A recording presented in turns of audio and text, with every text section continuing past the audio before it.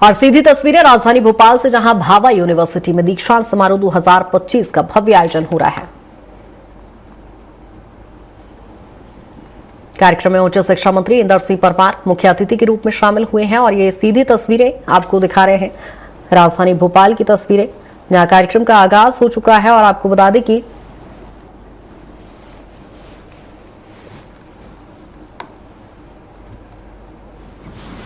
कार्यक्रम में इंदर सिंह परमार मौजूद हैं, जहां उच्च शिक्षा मंत्री की मौजूदगी में इस कार्यक्रम का शुभारंभ हो रहा है।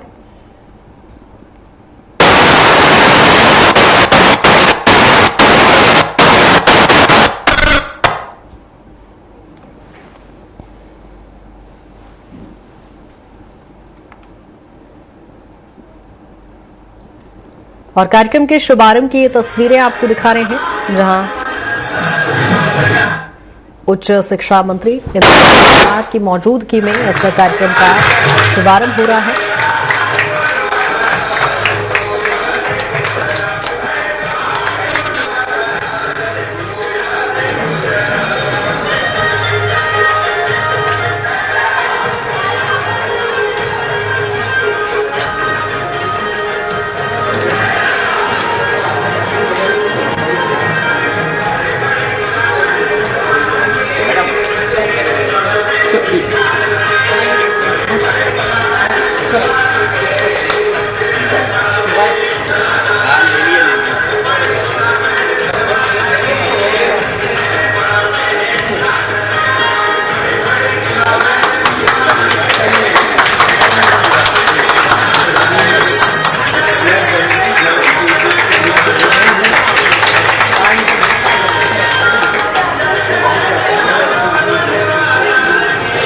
सामने रहा था पीछे वाले गेट से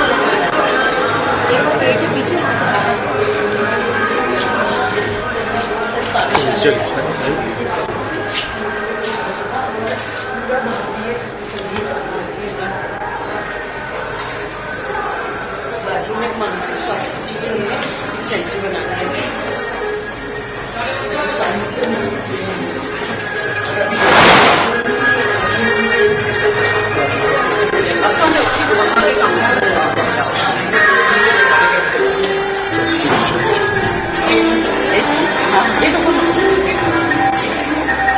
चलो चलो चलो चलो चलो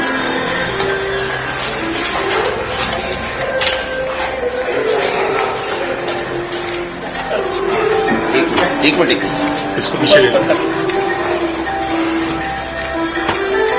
ठीक है, ठीक है।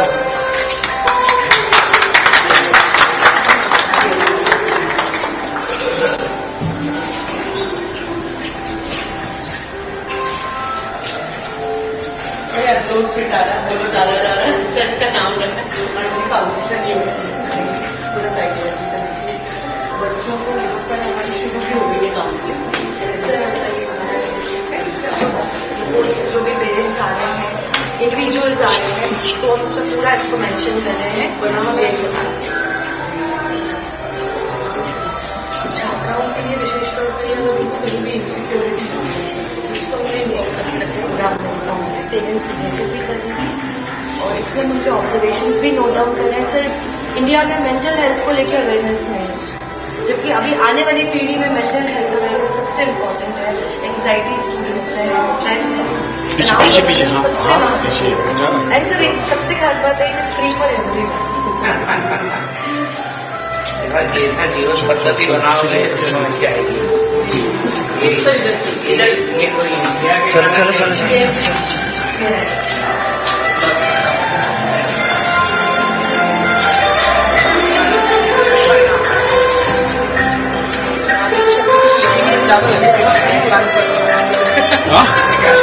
भागा दौड़ी में शेक नहीं होगा।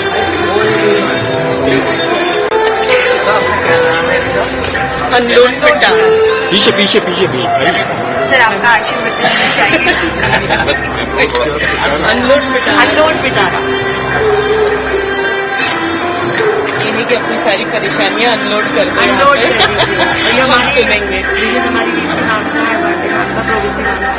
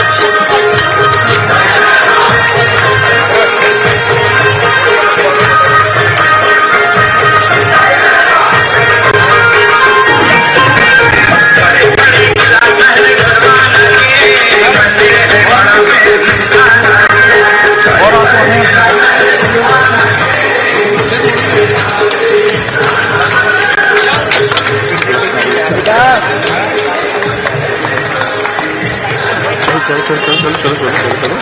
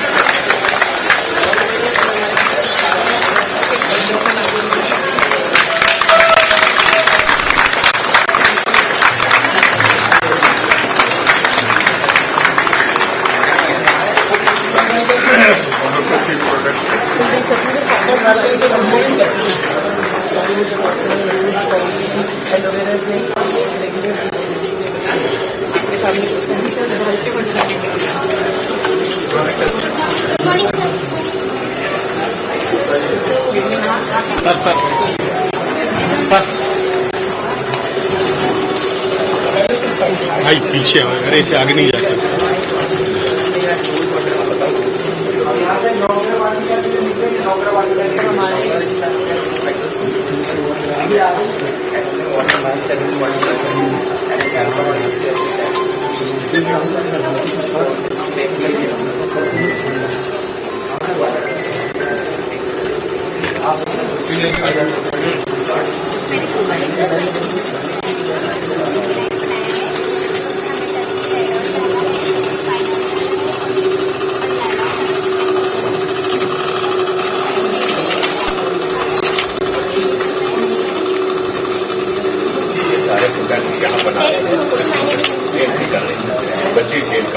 उसके साथ साथ कोविड था, कोविड में अपने बच्चों ने सैनिटाइजर बना करके अपने जितने लोग थे यही बना है और बल्क में हमने लोगों को दिया।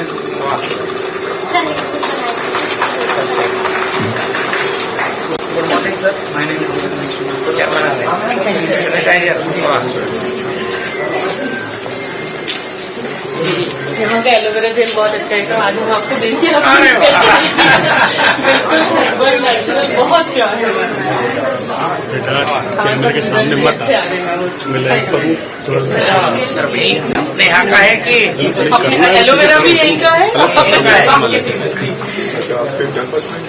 कैंपस में हम पूरा ऑर्गेनिक अब इसकी बड़ी कीमत है। अच्छा ये बना कीमत तो पहले से भी थी, लोगों को मालूम नहीं था। अब ये 25 दे रहे हैं हमने हमको तैयार किया है पूरा जो बच्चों ने बनाया है उसका। अगरबत्ती भी पूरी अच्छी बच्ची अभी यहाँ नहीं कर सकते थे तो लोग बना देते अगरबत्ती बना रहे हैं, मच्छर भगाने वाला ये मास्टर बनेगा भाई आगे नहीं जाते मच्छर भगाने के लिए। मैम कह रही वो बहुत जरूरी है। ये सारे प्रोडक्ट यहाँ बनाते हैं। वाटिका में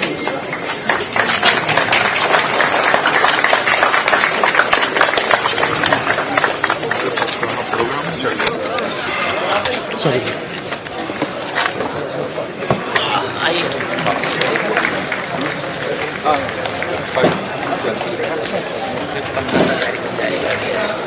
तेरह तारीख मेरे ख्याल में इधर बेकार आया फिर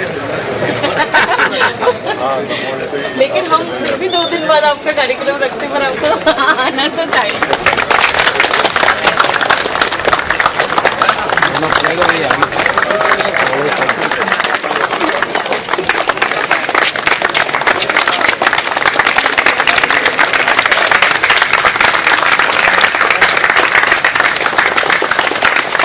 बस्ती रहनी चाहिए, बस्ती नहीं।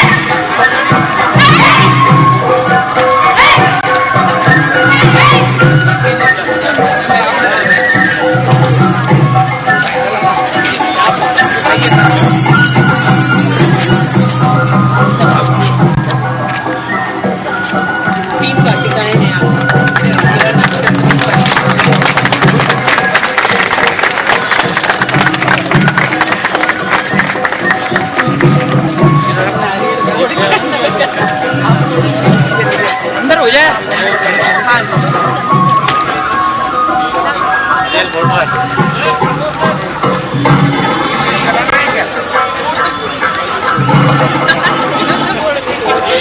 डाल के रखना था पत्थर से जटा रहती है ना, जटा के कारण नारियल में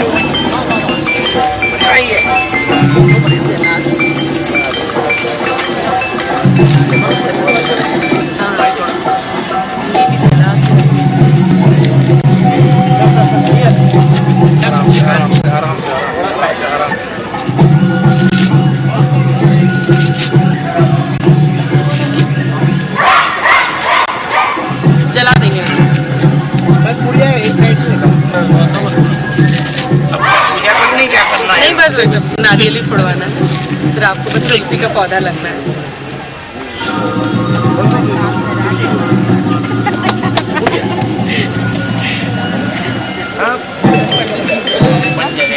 दिशा के 27 पौधे आपने। हेलो हेलो, अब फूट गया हो। मैं थोड़ा कवरेज को लाइव पर हूँ, लगाता हूँ कवरेज को। आइए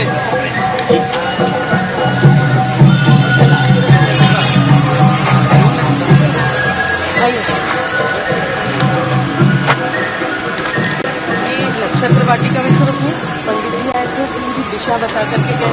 27 नक्षत्र के पौधे लगे, ये 9 नवग्रह के पौधे लगे, वो 5 पंचकल्लर के लगे। सबका महत्व लिखा है। ये लगभग हम 8 महीने में हो जाएगी।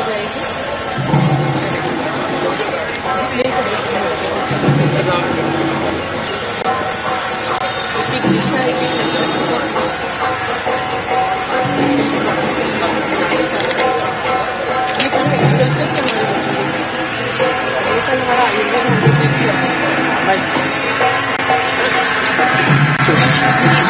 बेटे जल्दी जल्दी पानी का रखो, खोलो जल्दी से।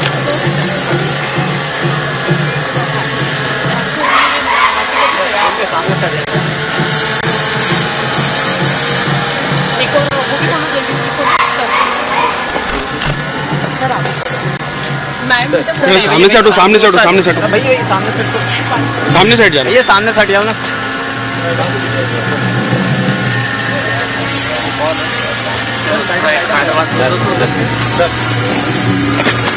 बेटा पानी ये खाद है, खाद पानी दे दे सर। और मैम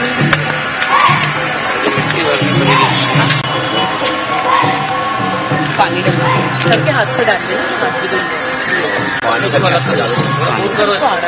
अकेले बीच में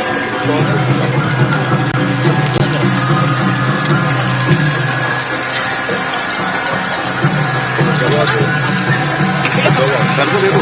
सर को दे दीजिए सर।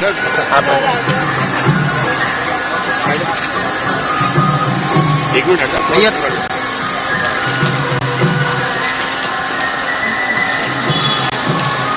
बेटा नैपकिन थोड़ा ये डाल दो ना बेटा।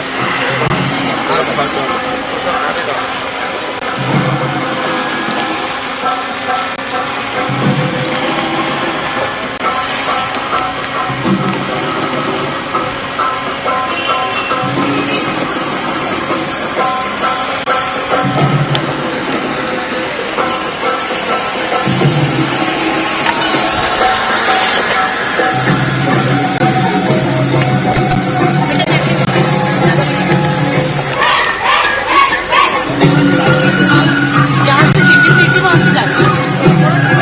डेंटल के बच्चे की चेयर आई है। मैं कार्यक्रम में जाने के पहले जी डेंटल में हमें करना है। गाड़ी चलना है। हाँ जी गाड़ी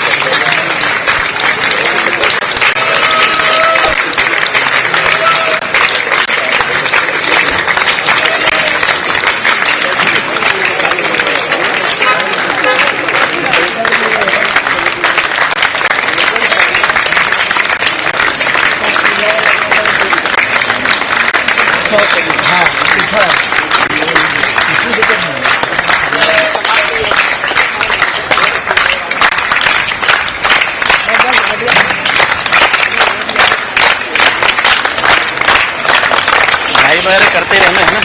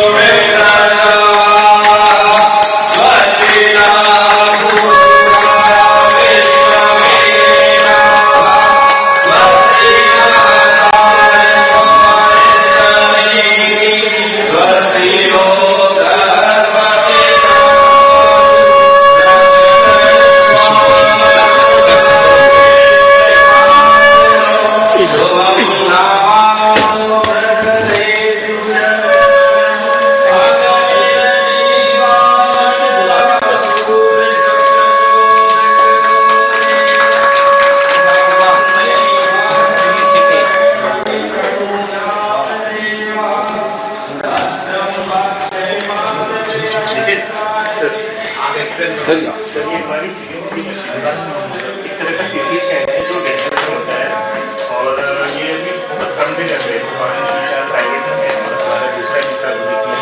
तो इसमें क्या होता है सर, छोटे एरियाज का होता है, सीटी स्कैन तो पूरे शरीर का होता है, तो रेडिएशन एक्सपोजर कम होता है और पेशेंट का ओवरऑल कॉस्ट भी कम आता है। तो बहुत अच्छी नई टेक्निक है सर और डेंटिस्ट्री में से बहुत रिवोल्यूशन हो रहा है सर।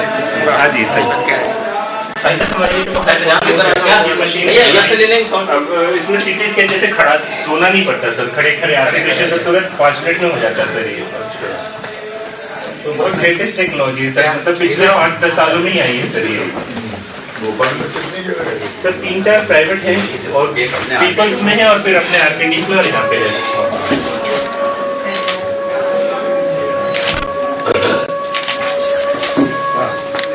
ये ब्रश मशीन के 2 है, दोनों निकलो। बहुत अच्छी क्लैरिटी।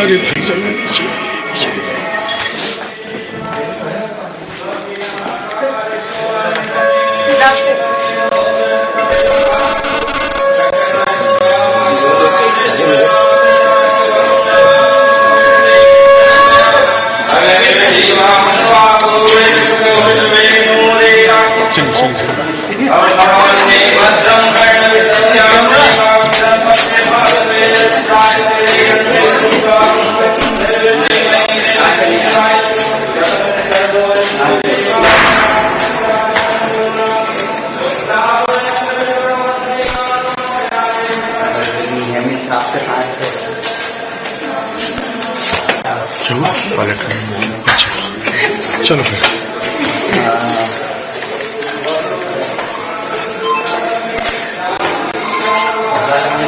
चल नीचे चलो,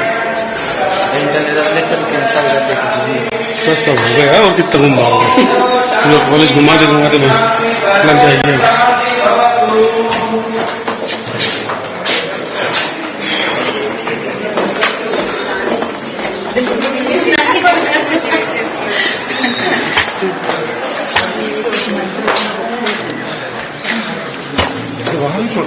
फोटो कर लेते हैं सर,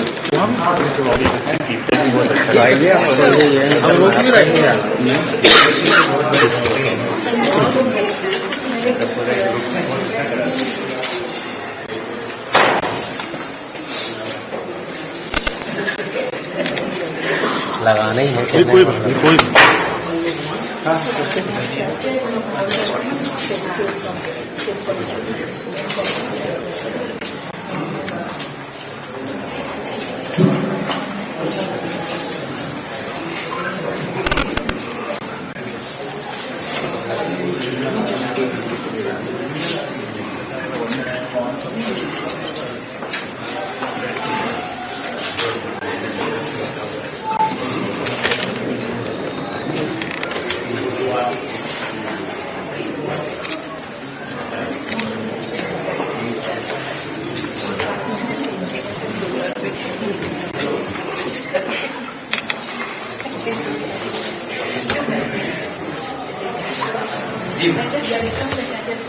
सड़कें पड़ती है।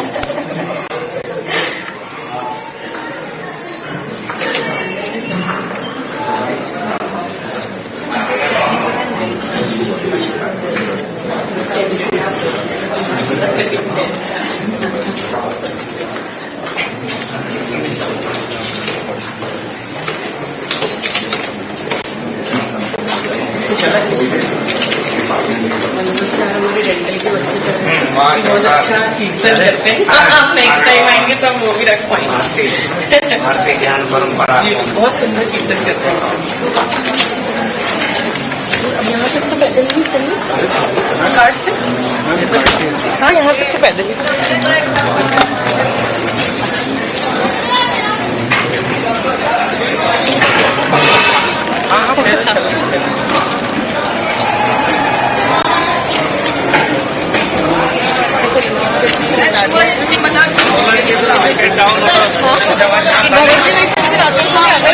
ठीक नहीं तो आऊंगा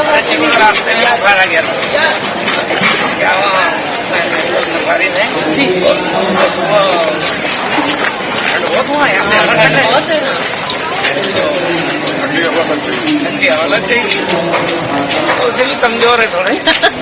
मैंने सांगुल सर को पूछा था, मैंने कहा सर आप आना।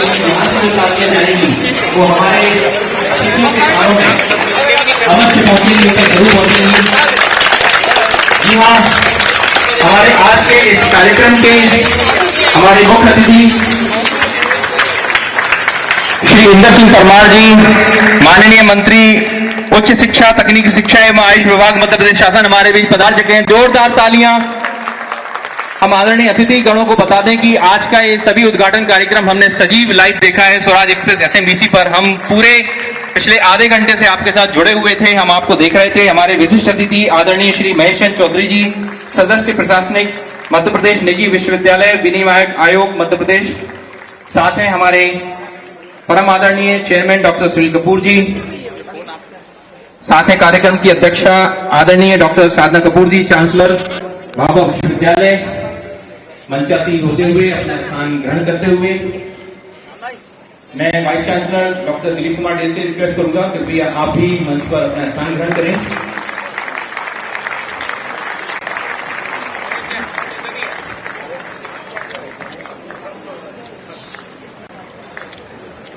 मैं आदरणीय अतिथिगणों को बता दूं कि आज का पूरा कार्यक्रम उन्होंने सजीव देखा है, चाहे आप नवग्रह वाटिका गए हों या डेंटल कॉलेज गए, हमने सजीव यहाँ देखा और आपका तालियों से यहाँ से हमने आपका अभिनंदन किया है। हम बहुत बहुत आभारी हैं कि आपने समय निकाला। और यहाँ उपस्थित मंचासीन अतिथिगण एवं परिसर में मौजूद सभी लोगों से निवेदन करूंगा कि वो अपने अपने स्थान पर खड़े हों। राष्ट्रगीत वंदे मातरम के सम्मान में सभी लोग अपने स्थान पर खड़े होकर सहयोग प्रदान करें।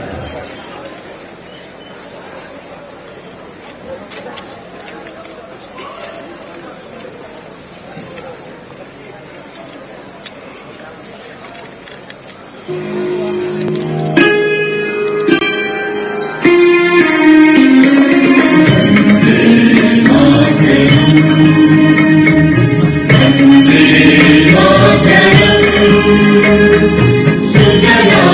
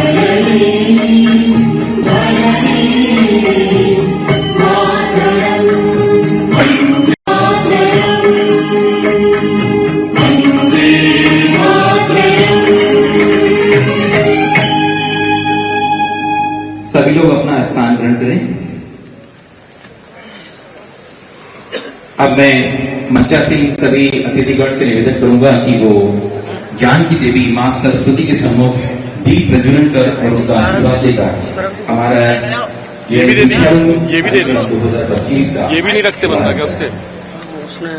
माननीय अतिथि महोदय श्री इंद्र सिंह परमार जी, या कुन्देन्दु तुषारहार धवला, या शुभ्रवस्त्रवृता, या वीणावरदण्डवण्डितकरा, या श्वेतपद्मासना, या ब्रह्माच्युतशङ्कर प्रभृति देवै सदा वन्दिता, सा मां पातु सरस्वती भगवती विशेषजाड्यापहा।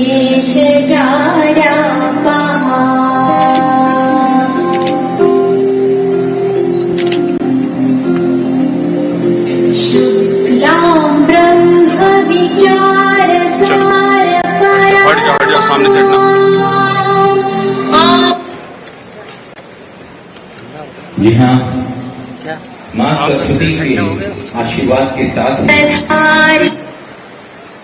हम सभी विशेष रूप से जो हमारे प्रथम वर्ष के छात्र छात्राएं हैं उनके महाविद्यालय जीवन का आरंभ आज होने जा रहा है। अब यह विशेष आयोजन जिनके सानिध्य और जिनके सहयोग और जिनके आशीर्वाद से हुआ है, वो वक्त आ गया है कि हम उनका स्वागत और सम्मान करें।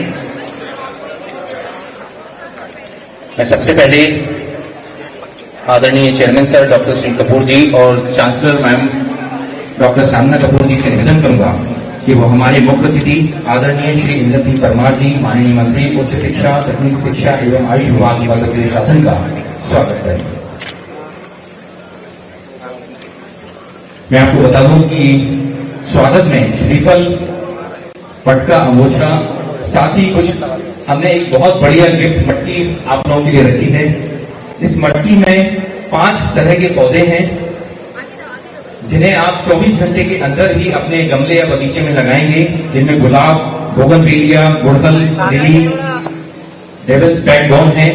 साथ ही एक गिफ्ट हैम्पर है जिसमें 9 तरह के प्रोडक्ट हैं जो बाबा विश्वविद्यालय के होनहार छात्र छात्राओं के द्वारा ही बनाया गया है, जिसमें rose water, sanitiser, aloe vera gel, hand wash, mosquito अगरबत्ती, dishwash gel, pain relief balm, floor cleaner और डिटर्जेंट पाउडर शामिल है।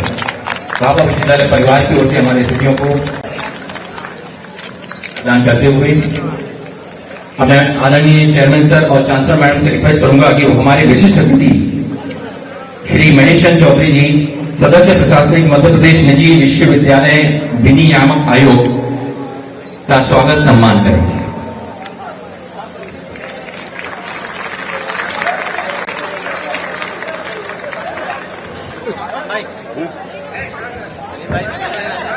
सामने साइड जाइए। अरे इनको साइड में करो यार।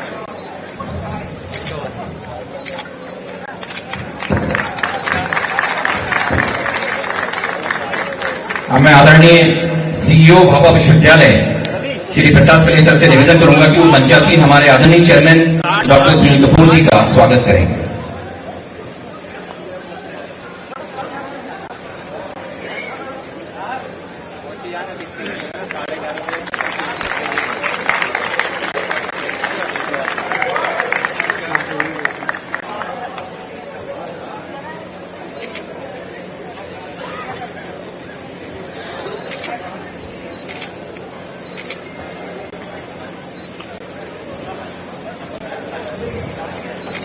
मैं निवेदन करूंगा pro vice chancellor doctor Bharti Sadhankar से कृपया मंच पर आएं और हमारी आदरणीय chancellor madam doctor Sadhana Kapoor ji का स्वागत सम्मान करें।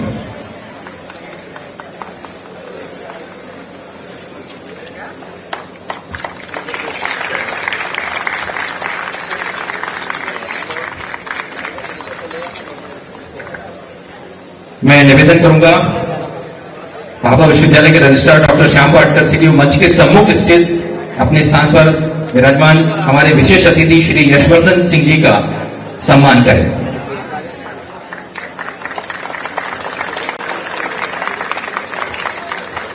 मैं निवेदन करूंगा exam controller doctor Shailesh Raghuvanshi ji से कृपया मंच पर आए और हमारे कुलपति डॉक्टर दिलीप कुमार डे जी का स्वागत सम्मान करें।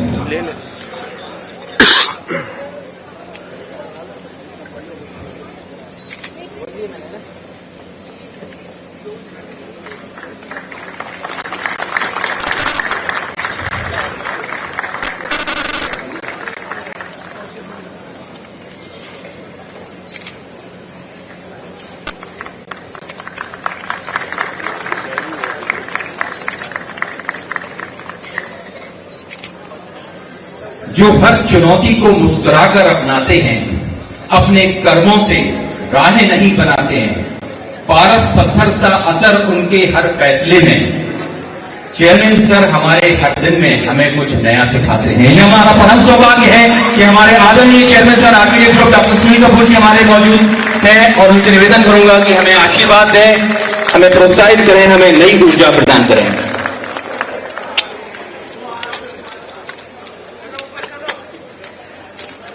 मेरे परम आदरणीय इस प्रदेश के सबसे प्रिय मंत्री श्री इंदर सिंह परमार जी और हमारे सबके बीच प्रशासनिक सदस्य यूनिवर्सिटी नियामक आयोग के महेश चौधरी जी, मंच पे बैठे डॉक्टर डे वाइस चांसलर जी और प्रो वाइस चांसलर भारती सतनकर जी और मेरे प्रिय दोस्तों, मैं अब यहां आया सुबह सुबह तो पहली बार लगा कि लोगों को मालूम नहीं कि आपका चेयरमैन कौन है, किसी ने नमस्ते नहीं करी। बड़ा अच्छा लगा, पहली बार आया इस यूनिवर्सिटी में। ये इस ग्रुप की खास बात है कि जो कुछ भी होता है वो हमारा परिवार करता है। एक चीज माननीय इंदर सिंह परमार जी को मैं जरूर बताना चाहूंगा। अरे कहाँ है आईडी कहाँ है? भोपाल का पहला सीटी स्कैन सेंटर हमीदिया में जेपी हॉस्पिटल में 95 में इस ग्रुप ने लगाया। भोपाल का पहला एमआरआई, जब लोगों ने एमआरआई का स्पेलिंग नहीं मालूम थे, पहला एमआरआई 97 में इस ग्रुप ने लगाया। एशिया का पहला कार्बन कैप्चर प्लांट, जिसके लिए परम आदरणीय प्रधानमंत्री जी ने 11 स्टूडेंट्स को और साइंटिस्ट को 21 लाख रुपए का इनाम दिया विज्ञान मेला में, वो 2004 में आर्किटेक्चर यूनिवर्सिटी में लगाया गया। और 108 सीमेंट फैक्ट्रियों में उसका प्रारूप तैयार होके हम उसका पेटेंट दे रहे हैं। आसमान से कैप्चर करना, कार्बन का कैप्चर करना, ये कंसेप्ट केवल ऑस्ट्रिया में था, जर्मनी में था। यहां जब लोगों ने देखा कि इस ग्रुप ने लगाया तो उसकी बड़ी तारीफ हुई। आर्मी के लिए पहली बुखारी कारगिल, सियाचिन, उड़ी में, जो बुखारी में -25 डिग्री पे टेम्परेचर पे हमारे जवान सैनिक रहते हैं, उसका पेटेंट कराया। और हम अब डीआरडी को कह रहे हैं कि हम 5 लाख बुखारी आर्मी को देने के लिए तैयार हैं। किसी प्राइवेट यूनिवर्सिटी में पहला टैंक जो इंडिया ने 1965 की वार में यूज किया, 71 की वार में यूज किया, वो आर्किटेक्चर यूनिवर्सिटी में आया। 8 बड़ी तोपें जो शायद किसी प्राइवेट यूनिवर्सिटी में ना दी गई हों, ये हमें मिली। एक अलग सौभाग्य की बात थी कि जब ग्लोबल इन्वेस्टर मीट था तो हमें प्रेजेंट करने के लिए कहा गया प्रोजेक्ट, एशिया का पहला ऑर्गन ट्रांसप्लांट हॉस्पिटल, जो किसी ने नहीं सुना कि ऐसा भी हॉस्पिटल हो सकता है कि जहां heart, liver, lungs, kidney, joints, eye replacement उसको पेश किया गया। मुझे बड़े लोगों ने कहा कि ऐसा हॉस्पिटल तो बॉम्बे दिल्ली में होना चाहिए, क्योंकि भोपाल की धरती ने हमें यहाँ का जनसेवक बनाया, तो भोपाल में क्यों नहीं।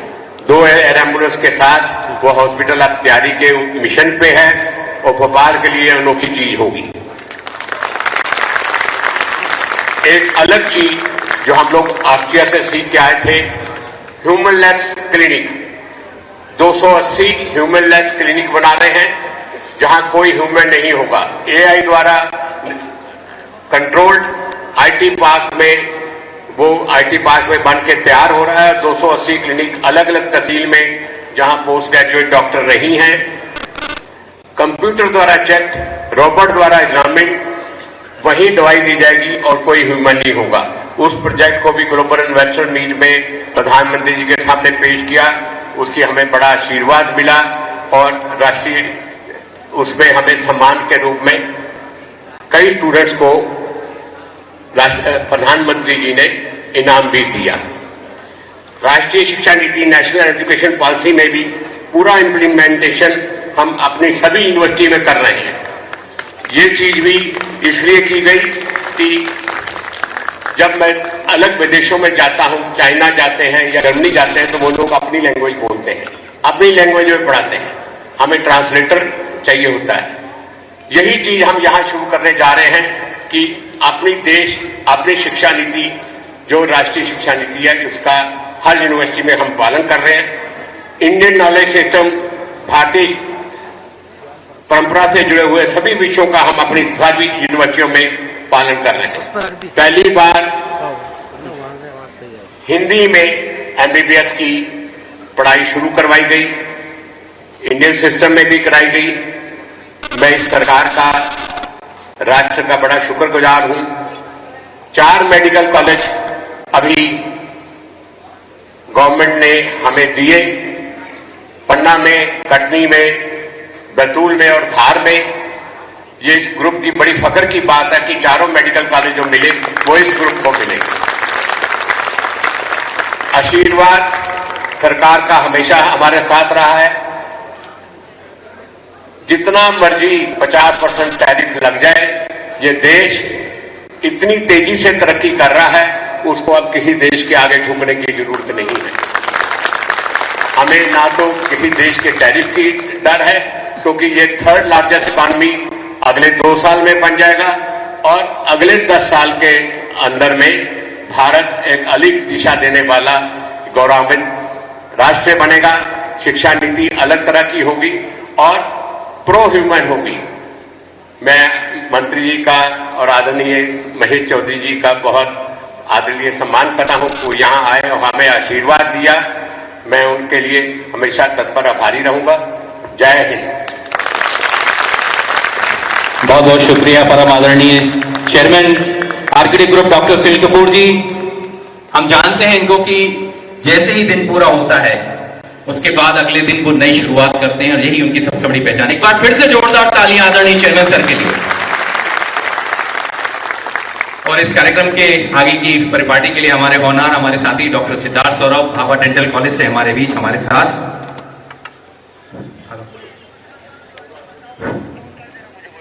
भारत है संज्ञा विराग के उज्जवल आत्मोदय की, भारत है आभा मनुष्य के सबसे बड़ी विजय की, भारत है भावना राजक जीवन का हरने की, भारत है कल्पना मनुष्य को राग मुक्त करने की। हम भाभा विश्वविद्यालय के लोग इसी भारतीयता की परंपरा का निर्वहन करते हुए लगातार कुछ दिनों से विभिन्न संकायों में दीक्षांत समारोह का आयोजन कर रहे हैं। मैं अनुरोध करूंगा हमारे भाभा विश्वविद्यालय की टीम से, जो विभिन्न संकायों ने इन दिनों मेहनत करी है, उसका संक्षिप्त में वीडियो के माध्यम से आप सभी के स्वागतार्थ प्रस्तुत किया जा रहा है। तो वो ये वीडियो आपके सेवार्थ प्रस्तुत है।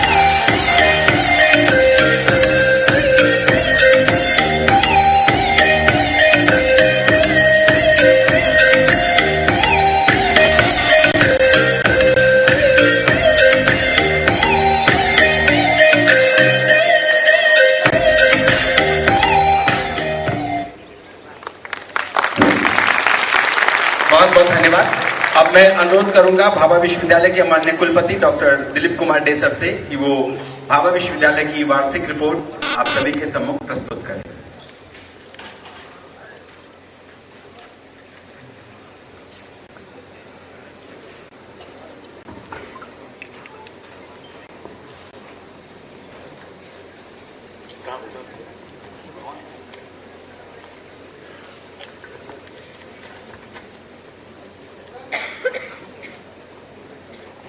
Most respected our Minister of Madhya Pradesh, our Chairman sir, our Madam,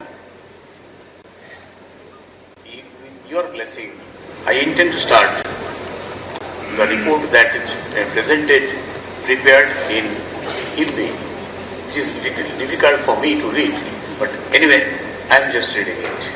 Bhabha विश्वविद्यालय भोपाल के इस दीक्षारंभ कार्यक्रम के समापन अवसर पर हमारे प्रांगण में पधारे कार्यक्रम के मुख्य अतिथि परम आदरणीय श्री इंदर सिंह परमार जी, माननीय उच्च शिक्षा मंत्री, सह सम्मानित कार्यक्रम के विशिष्ट अतिथि श्री महेश चंद्र चौधरी जी, प्रशासन सदस्य मध्य प्रदेश निजी विश्वविद्यालय विनिमय और आरकेडीए ग्रुप के chairman sir doctor Sunil Kapoor ji, madam कुलपति जी साधना कपूर जी, आरकेडीए ग्रुप के मैनेजिंग डायरेक्टर वो आए नहीं, एपीजे अब्दुल कलाम वो भी नहीं आए। एनीवे, तो आज का कार्यक्रम जिसके लिए आयोजित किया जा रहा है, ये स्टूडेंट विशेषकर प्रथम वर्ष के छात्र छात्राओं आप सभी को भाभा विश्वविद्यालय परिवार की ओर से स्वागत अभिनंदन। कार्यक्रम के मुख्य उद्देश्य नवान्न विश्वविद्यालय के विद्यार्थियों के विश्वविद्यालय परंपराओं के अनुसार उनके पाठ्यक्रम रूपरेखा, विश्वविद्यालय में उपलब्ध सुविधाएं, पुस्तकालय आदि के बारे में बताई जाएगी। पिछले दीक्षांत समारोह के विश्वविद्यालय परिसर में समापन प्रमुख गतिविधियों का विवरण निम्नलिखित है। स्टूडेंट का 14 फरवरी 2025 को आरकेडीए ग्रुप के फाउंडेशन का भव्य कार्यक्रम आयोजित किया गया, जिसमें से चिकित्सा कैंप भोपाल के निर्धन बस्तियों में आयोजित की गई। मध्य प्रदेश शासन एवं टेक्नोलॉजी के साइंस के सौजन्य में राष्ट्रीय विज्ञान दिवस 28 फरवरी को मनाया गया।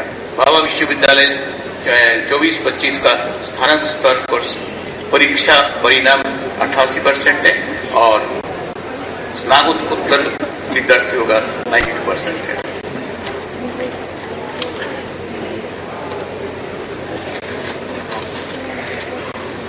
भाभा विश्वविद्यालय में प्लेसमेंट बहुत ही सराहनीय है, जिसमें एक विद्यार्थी की विश्वजीत कुमार रावत का चयन टीसीएस मल्टीनेशनल कंपनी में हाईएस्ट पैकेज 70 लाख का किया गया है। मध्य प्रदेश शासन द्वारा चाही गई जानकारी डिजिटल प्लेटफॉर्म पर 100% पर उपलब्ध की गई है। एनईपी 2020 के अंतर्गत अक्टूबर में 5 दिवसीय फैकल्टी डेवलपमेंट प्रोग्राम आयोजित किया गया है, जिसमें राष्ट्रीय स्तर के प्रमुख विशेषज्ञों को व्याख्यान सभी के लिए किया गया है। गुजरात राजकोट प्रासला गांव में प्रतिवर्ष राष्ट्रीय भावना एवं भारतीय ज्ञान परंपरा के अनुसार में श्री वैदिक मिशन ट्रस्ट द्वारा राष्ट्रीय कथा शिविर आयोजन किया गया है, जिसमें से भाभा विश्वविद्यालय के लगभग 200 विद्यार्थी ने भाग लिया, लेकिन अपना ज्ञान वर्धन किया। इतना ही, इससे आगे हम बहुत सारे पॉइंट्स हैं, ऑलरेडी 3 मिनट शायद हो चुके हैं, इसके बाद हम नहीं कहना चाहते हैं। तो बहुत बहुत धन्यवाद सर। कार्य और कारण में जितना भी सापेक्ष संबंध हो, उनमें एक रूपता नियम का अपवाद ही रहता है। बिजली की तीखी उजली रेखा में मेघ का विस्तार नहीं देखा जाता और सौरभ की व्याप्ति में फूल का रूप दर्शन संभव नहीं हो पाता। उसी प्रकार जब तक आप उस व्यक्तित्व से मिल न लो, इस बात का अंदेशा नहीं लगा सकते कि वो अपने मन में आपके भविष्य के लिए कितनी संभावनाओं को सजोए बैठा है। हमारी मातृत्व की वही छाया डॉक्टर साधना कपूर मैडम आपका बहुत बहुत धन्यवाद। आप भाभा विश्वविद्यालय में आपके शुभ कदम पधारे। मैं अनुरोध करूंगा हमारी मैडम से वो आए और अपने आशीर्वादों से आपके आने वाले भविष्य को उत्साहित करें, एक नए मार्ग की ओर अग्रसर करें। मैडम।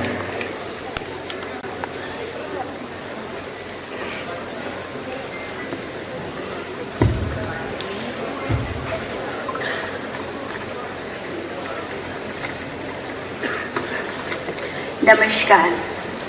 माननीय अतिथिगण, अध्यापकगण, समर्पित स्टाफ सदस्यों, अभिभावक और मेरे प्रिय विद्यार्थियों, आज भाभा विश्वविद्यालय के दीक्षारंभ कार्यक्रम में आप सभी का हृदय से स्वागत है।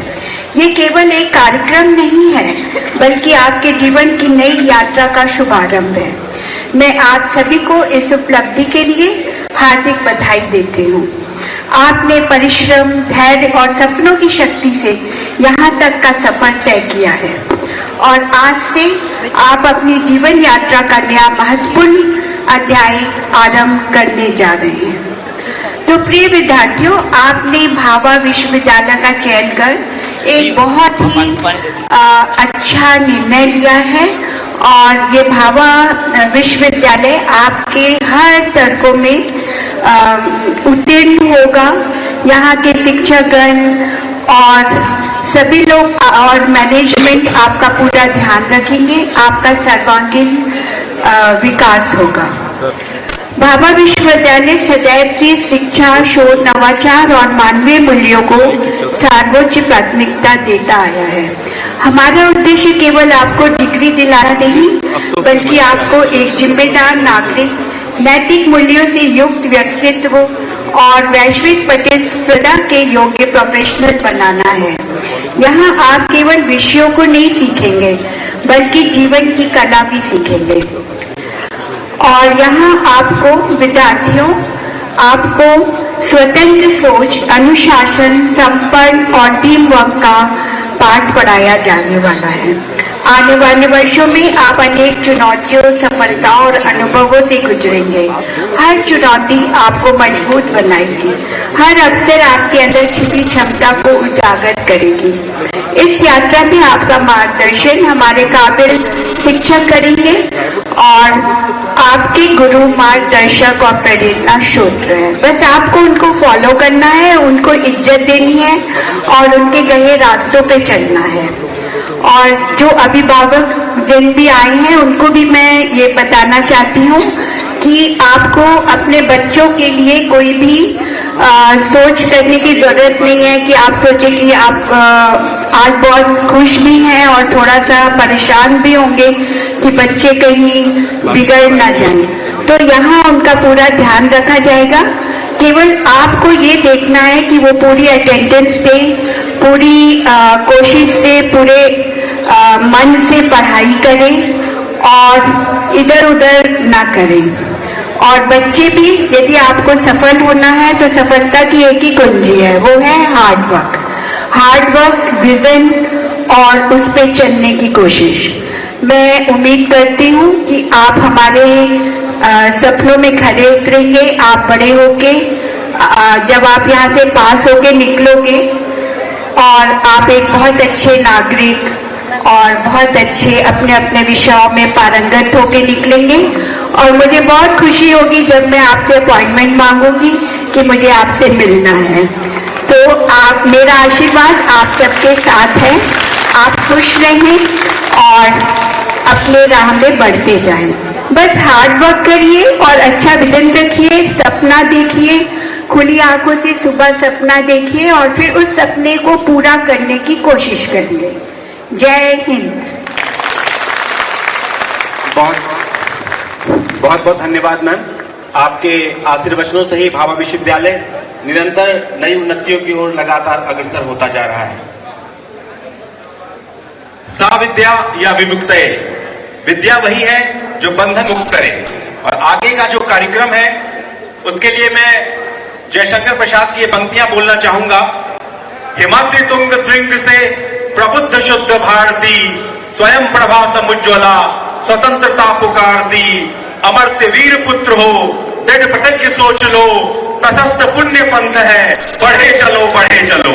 तो तो आगे आने वाले भविष्य में भाभा विश्वविद्यालय का नाम आपको ऐसे ही रोशन करना है। अब मैं क्रमबद्ध तरीके से नाम पुकारूंगा। जो लोग इस व्हाइट कोट सेरेमनी का भाभा विश्वविद्यालय की तरफ से हिस्सा है, वो कृपया मंच पर हमारे जो अतिथि उपस्थित हैं उनके साथ आए और इस कार्यक्रम को आगे बढ़ाएं। माननीय भाभा विश्वविद्यालय के सीईओ श्री प्रसाद पिल्लई सर,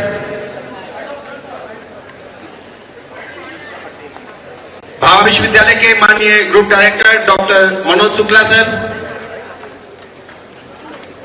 भाभा विश्वविद्यालय के माननीय प्रतिकुलपति डॉक्टर नवीन कुमार अग्रवाल सर, भाभा विश्वविद्यालय की माननीय प्रतिकुलपति डॉक्टर भारती मैडम, मैम उधर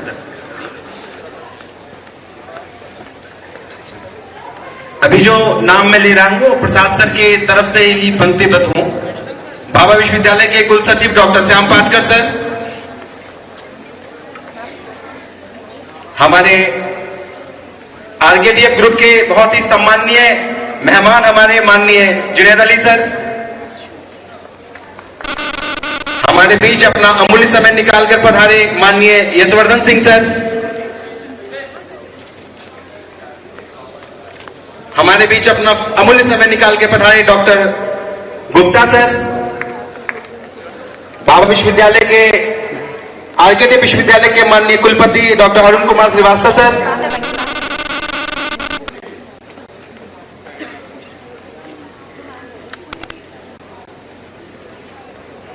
भाभा विश्वविद्यालय के डीन नर्सिंग गोमती मैडम और भाभा विश्वविद्यालय के माननीय डॉक्टर शैलेश रघुवंशी सर। अब जो नाम बुलाऊंगा वो मृत्युंजय सर की तरफ से पंक्तिबद्ध होंगे। भाभा विश्वविद्यालय की डेंटल संकाय की dean doctor Unnati Pitale ma'am, doctor Rahul Maria sir, doctor Purva Juneja madam, doctor Swati Sawant ma'am, doctor Prince Kumar, doctor Neeraj Singh Chauhan sir, doctor Muktishree madam, doctor Nishit sir,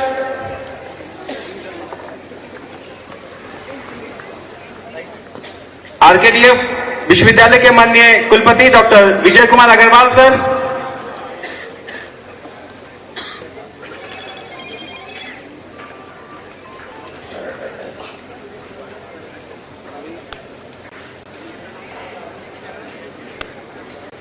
Bhabha विश्वविद्यालय के doctor Modi sir,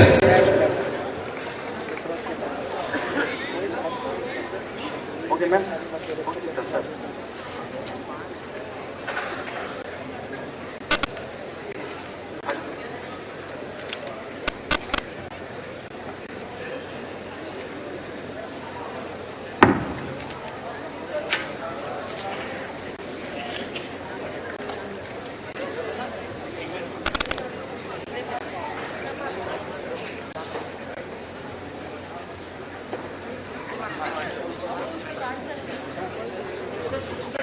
A very good morning to all.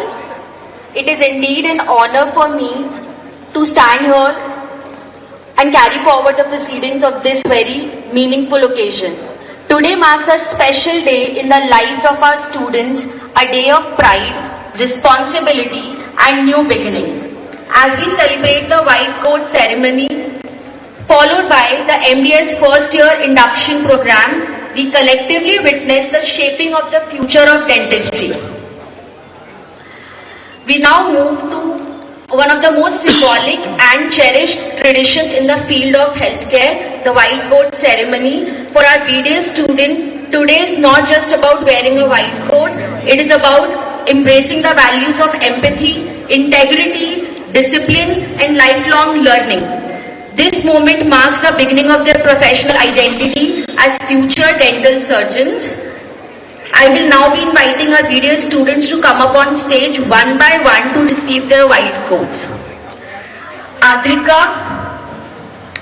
Akash, Astha, Abdullah, Abhinav, Abhishek, Aditi, Aditya, Akriti, Akshara, Amena, Amrita, Ananya, Anish, Anju, Annapurnima, Anushka, Arnab, Ayush, Bhavya, Bhavna, Sumita, Cheshta, Diksha और Deepika.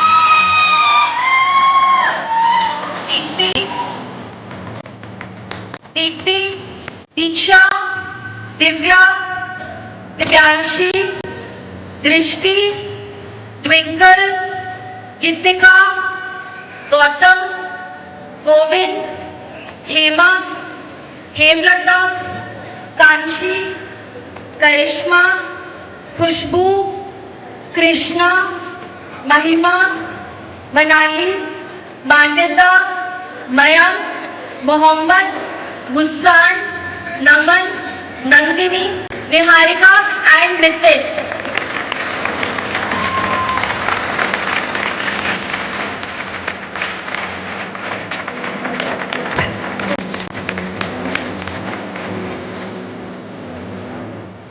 Nivedita, Palak, Payal, Pooja, Priyanjali, Priyanka, Priyanshi, Priya, Rajat, Rishabh, Rishika, Ritika, Riya, Rohit, Saloni, Sania, Sanyam, Saurabh, Shikha, Simran, Sonakshi, Stuti, Sumit and Tanu Lodhi.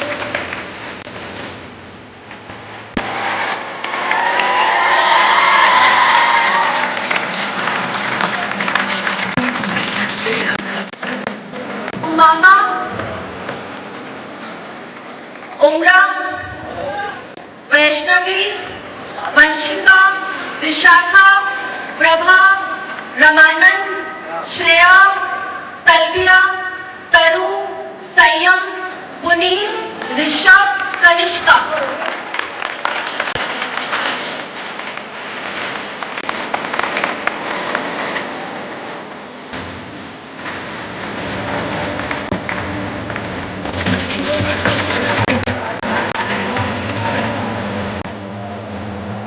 Congratulations to all our DDS students as you officially step into the noble profession of dentistry. May this whiteboard remind you every day of the trust patients place in you and the oath you silently take today to serve with compassion, knowledge and integrity. Congratulations once again.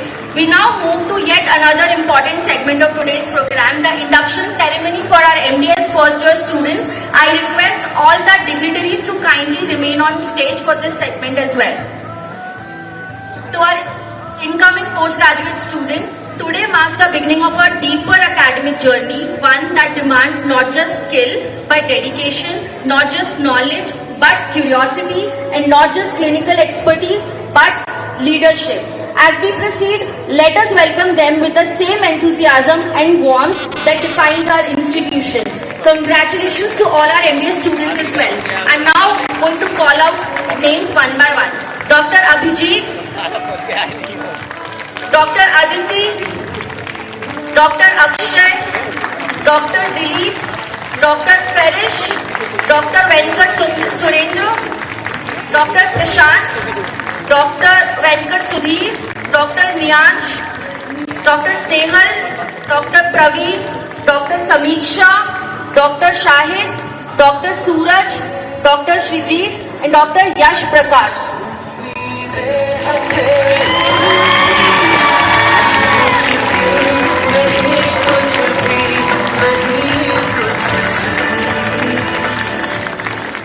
बहुत बहुत धन्यवाद। अब मैं सभी गणमान्य अतिथियों से सादर निवेदन करूंगा कि अपने अपने यथास्थान पे बहुत बहुत धन्यवाद आप लोगों का, अपने इस अतुल्य और एक सराहनीय कदम जो कि इनके भविष्य के लिए बहुत ही आवश्यक है, उसमें आपने सहयोग प्रदान किया। और आप सभी के उज्जवल भविष्य के लिए भाभा विश्वविद्यालय हमेशा से तत्पर है, हमेशा से आपकी उन्नति की कामना करता है। और इन शब्दों के साथ कि तू जिस गति से है चला तो उस गति को पाएगा, रे फूल सूंघता रहा तो किस गति समाएगा, रे सर पे जिसके तेज और हाथ धनुष बाण हो, वीर उसको बोलते वो बूढ़ा हो जवान हो, रे रंग में जाके हो खड़ा तो चक्रव्यूह तोड़ दे, रे मौत को भी मात दे, रे जिंदगी मरोड़ दे। इन्हीं भावनाओं के साथ आपको अपने अपने क्षेत्र में एक नई प्रगति की ओर, एक नई ऊंचाइयों की ओर इसी व्यक्तित्व की तरह अग्रसर होना है जो आज हमारे कार्यक्रम के एक विशिष्ट अतिथि हैं, डॉक्टर महेश चंद्र चौधरी सर, जो हमारे बीच अपना अमूल्य समय निकालकर भाभा विश्वविद्यालय में आपको एक अग्रिम भविष्य की शुभकामनाएं देने के लिए पधारे हैं। अगर उनके विषय में परिचय दिया जाए तो वो 1986 में राज्य प्रशासनिक सेवा के रूप में यहाँ पर आए थे। उसके बाद 2001 में वो आईएएस प्रमोट हुए। उसके बाद फिर वो कलेक्टर रहे छिंदवाड़ा, जबलपुर, कमिश्नर रहे ग्वालियर के और अनेक संभागों के। 2 बार वो विशिष्ट पुरस्कार राष्ट्रपति के द्वारा उनको मिल चुका है। वर्तमान में वो मुख्यमंत्री कार्यालय में विशेष अधिकारी हैं और पूर्वकालीन सदस्य हैं मध्य प्रदेश निजी विनियामक आयोग के। मैं अनुरोध करूंगा एक ऐसे महान व्यक्तित्व का जो आपको अपने भविष्य के आशीर्वचनों को देने के लिए हमारे इस विश्वविद्यालय में पधारा है। सर आए और अपने आशीर्वचनों की छांवों से इस नई पीढ़ी को एक नई ऊर्जा दें, एक नया प्रोत्साहन दें, एक नई प्रगति की ओर अग्रसर करें। महेश चंद्र चौधरी सर, जोरदार तालियों से इनका स्वागत करें हमारे भाभा विश्वविद्यालय में। भाभा विश्वविद्यालय के इस परिसर में दीक्षारंभ कार्यक्रम के मुख्य अतिथि मध्य प्रदेश सरकार के माननीय उच्च शिक्षा मंत्री, तकनीकी शिक्षा मंत्री, आयुष मंत्री माननीय इंदर सिंह जी परमार जी, विश्वविद्यालय की चांसलर डॉक्टर साधना कपूर जी, आदरणीय सुनील कपूर जी, कुलगुरु डॉक्टर दिलीप कुमार डे, कुल सचिव डॉक्टर श्याम पाटकर जी, फैकल्टी के सभी मेंबर्स, सीईओ, सभी पार्टिसिपेंट्स, स्टूडेंट, आप सबको मैं अभिवादन करता हूं, आप सभी का स्वागत करता हूं और मंच पर मां सरस्वती जी विराजमान हैं, उनके चरणों में नमन करता हूं। आज हम अपने जीवन में पहली बार यहाँ भाभा विश्वविद्यालय के परिसर में आए और मैंने देखा कि छोटी छोटी जगह जगह जो बिल्डिंग बनी है उनका डॉक्टर सुनील कपूर जी ने जो उनको रचा करके और अच्छे से संवर्धन करके और आज एक विश्वविद्यालय के रूप में मध्य प्रदेश में जो इस परिसर का योगदान उन्होंने बनाया है, उसके लिए मैं डॉक्टर साधना कपूर को और सुनील कपूर जी को बधाई देता हूं कि आपका बहुत बड़ा जो योगदान है वो इस मध्य प्रदेश में है। अभी कपूर साहब ने अपने मध्य प्रदेश के जब भी कोई ऐसे प्रसंग विकास के हों, किसी भी प्रकार के आयाम हों, सामाजिक सरोकार के काम हों, इन सभी में उन्होंने बढ़ चढ़ करके हिस्सा लिया और अपना योगदान दिया है। आज मैं देख रहा था कि हमारे जो स्टूडेंट हैं, व्हाइट कोट सेरेमनी का जो निष्पादन यहाँ पर हुआ और हम लोगों ने देखा, इंडक्शन हुआ, इन सभी को मैं जीवन के लिए ऊंचाइयों पर जाएं और जैसा डॉक्टर साधना कपूर जी ने कहा कि वो आपसे मिलने के लिए आए, इतना आप आगे बढ़ें, इतनी आप अपनी प्रगति करें, ऐसे ही मैं आप सभी को शुभकामनाएं देता हूं।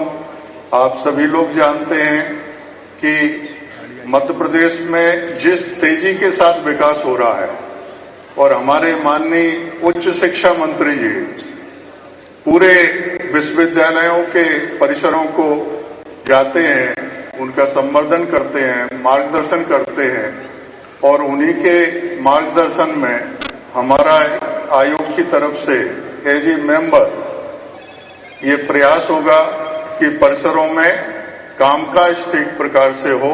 सभी प्रकार के जो क्लेम्स हैं, चाहे छात्रवृत्ति के हों, चाहे प्लेसमेंट के हों, चाहे रोजगार के हों या शासकीय विभागों के बीच में कोई कोऑर्डिनेशन के काम है, हम माननीय मंत्री जी के मार्गदर्शन में आप सभी को आश्वस्त करना चाहते हैं कि हम आपकी सारी जो सर्विसेज हैं कोऑर्डिनेशन की वो बेहतर ढंग से परफॉर्म करेंगे और किसी तरह की कोई कठिनाई आप लोगों को नहीं आने देंगे, ऐसा मैं आपको आश्वस्त करना चाहता हूं। जो स्टूडेंट हैं वो अपना कैरियर अच्छे से बनाएं और जो परिसर है एक तरह से पूरा एक बुके की तरह है ये, जिसमें कि होम्योपैथी भी है, नेचुरोपैथी भी है, एग्रीकल्चर भी है, डेंटल भी है। जहां जहां जाओ तो अलग अलग तरह के कैंपस देख करके बड़ा एक अद्भुत जो आनंद है वो देखने को वास्तव में मिल रहा है यहाँ पर। तो मैं आप सबको बधाई देता हूँ, बहुत अच्छा आप लोगों का कैरियर होगा। हमारे फैकल्टी मेंबर भी पूरे ऊर्जा के साथ यहाँ पर कुलगुरु और उनकी जो टीम है वो काम कर रही है, उनको भी मैं बधाई देता हूँ और बहुत ही अच्छा होगा। और 65 एकड़ के लैंड में भोपाल शहर के बीच में इस तरह का एक अद्भुत जो कैंपस है वो बना हुआ है और ये निश्चित रूप से आगे ऊंचाइयों को प्राप्त करेगा, ऐसी मैं जो है आप लोगों को बधाई देता हूं। यहाँ मुझे आने का मौका मिला परिसर में और अब माननीय मंत्री जी का हमको मार्गदर्शन प्राप्त होगा सभी को, तो यहाँ आने के लिए और मुझे आमंत्रित किया इसके लिए मैं विश्वविद्यालय परिवार का, भामा परिवार का और आप सभी का धन्यवाद करता हूं। धन्यवाद। जय हिंद। बहुत बहुत शुक्रिया हमारे विशिष्ट अतिथि श्री महेश चंद्र चौधरी जी, जिन्होंने हमें आशीर्वचन दिया और मार्गदर्शन दिया आने वाले समय के लिए। और अब वो पल आ गया है जिसका हम सभी को पिछले कई दिनों से इंतजार था, जब से पता चला था कि हमारे इस कार्यक्रम में, हमारे इस दीक्षारंभ कार्यक्रम के समापन में आदरणीय इंदर सिंह परमार जी आने वाले हैं। हमारे मुख्य अतिथि माननीय उच्च शिक्षा तकनीकी शिक्षा एवं आयुष विभाग मध्य प्रदेश शासन, आप 3 बार से विधायक हैं और BSc LLB शिक्षा इन्होंने प्राप्त की है और छात्र जीवन से ही सामाजिक जीवन में इन्होंने प्रवेश किया था और आज वो शायद अपना चेहरा देख रहे होंगे सामने, जो युवा बैठे हैं कि शायद इनमें से भी कोई आगे निकले और देश को संभाले। एक बार जोरदार तालियां छात्र जीवन से मध्य प्रदेश शासन में उच्च शिक्षा विभाग को संभालने वाले हमारे परम आदरणीय मुख्य अतिथि श्री इंदर सिंह परमार जी का। आज भाभा विश्वविद्यालय के दीक्षांत आरंभ समारोह में मंच पर विराजमान आज कार्यक्रम के विशेष अतिथि आदरणीय महेश चौधरी जी, इस संस्थान के चेयरमैन डॉक्टर सुनील कपूर जी, यहाँ की चांसलर डॉक्टर सतना कपूर जी, यहाँ के कुलगुरु डॉक्टर दिलीप कुमार डे जी, यहाँ पर उपस्थित सभी प्राध्यापक बंधु भगिनी, विद्यार्थी साथियों, अभिभावकगण, सबको मैं नमस्कार करता हूँ, प्रणाम करता हूँ। आज मैं समझता हूँ सब लोग सौभाग्यशाली हैं। भारत की परंपरा में जब हमारे विश्वविद्यालय और कॉलेज प्रारंभ होते थे तब एक उत्सव मनता था और जब उस शिक्षा ग्रहण करने के बाद घर जाते थे, अपने कार्य क्षेत्र में जाते थे, तब एक उत्सव मनता था। राष्ट्रीय शिक्षा नीति ने फिर से वह अवसर दिया है कि हम उन गौरवशाली परंपराओं को, और गौरवशाली परंपरा इसलिए कहता हूं कि उस कालखंड में भारत विश्वगुरु था। दुनिया के लोग भारत में शिक्षा ग्रहण करने आते थे। हमारे विश्वविद्यालय इतने प्रसिद्ध थे कि एडमिशन के लिए उसमें लाइन लगती थी। और इसके दीक्षा आरंभ के समारोह में निश्चित रूप से आप सबका यहाँ के संस्थान ने अभिनंदन किया है, स्वागत किया है। मैं भी आपको बधाई देता हूं, शुभकामना देता हूं। आप अपने जीवन को गढ़ने के लिए अपने लोगों के जीवन में बदलाव लाने के लिए प्रारंभ अपने से करेंगे, लेकिन हम काम दूसरे के लिए आने वाले हैं। और इसलिए ईश्वरीय कार्य है। और केवल मेडिकल के विद्यार्थी नहीं, अन्य अन्य क्षेत्र के विद्यार्थियों का भी कुछ न कुछ काम है, बड़ा काम है। और इसलिए मैं कहना चाहता हूं कि जब हम शिक्षा ग्रहण करते हैं तब की भूमिका अलग होती है, लेकिन शिक्षा ग्रहण क्यों कर रहे हैं ये हम सबको ध्यान में आना चाहिए। बहुत सारे लोगों ने जब प्रारंभ में हम घर में परिवार में रहे, सामान्य परिवार से आए हैं, हमारे पूर्वजों के बारे में सुना कि हमारे पूर्वज निरक्षर थे, हमारे पूर्वज अज्ञानी थे, हमारे पूर्वज अंधविश्वासी थे, रूढ़िवादी थे। जितनी गालियां लोगों ने बकी है हमारे पूर्वजों को, हम उसका उल्लेख भी नहीं कर सकते। लेकिन क्या वास्तव में सत्य था, इस पर हमको विचार करना चाहिए। जिन लोगों ने योजनाबद्ध तरीके से भारत के लोगों के बारे में, भारत की सभ्यता के बारे में, भारत की विरासत के बारे में जो भ्रम पैदा किया था, वो केवल 40-50 साल 100 साल का नहीं है, वो 300-400 साल पहले से प्रयास में लगे थे।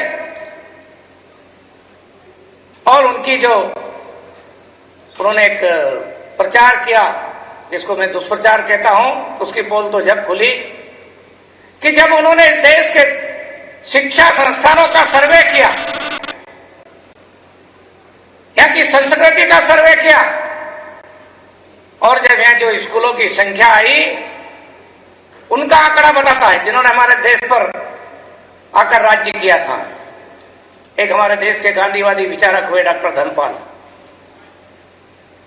उन्होंने अंग्रेजों ने जो सर्वे किया था शिक्षा और संस्कृति, उसके सारे आंकड़े निकाले, भारत की जो लाइब्रेरी में उपलब्ध थे वो रखे, लेकिन साथ में इंग्लैंड की लाइब्रेरी से भी रिसर्च करके वो लाए। उन्होंने कई सारी पुस्तकें लिखी है।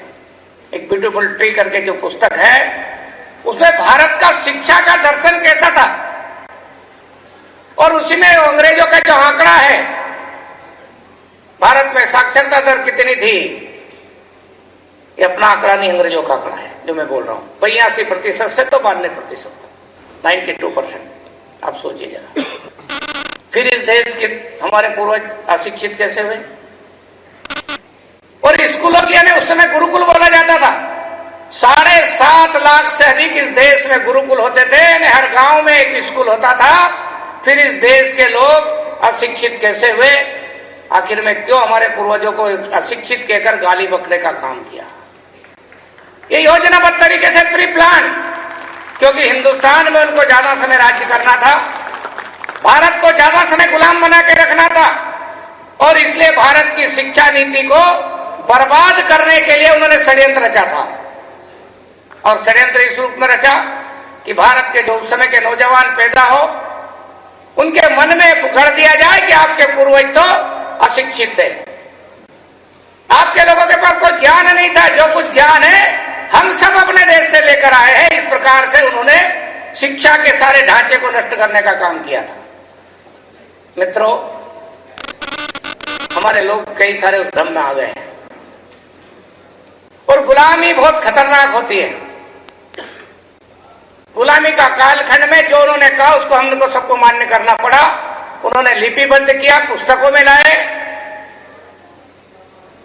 और बहुत सारा भ्रम हम आजादी के बाद भी उसी रूप में चलाते रहे। ये हमारे लिए दुर्भाग्यपूर्ण है। लेकिन NEP 2020 एक नए भारत के संकल्प के साथ में कि देश की शिक्षा नीति कैसी होगी, उसमें क्या क्या बदलाव होना चाहिए,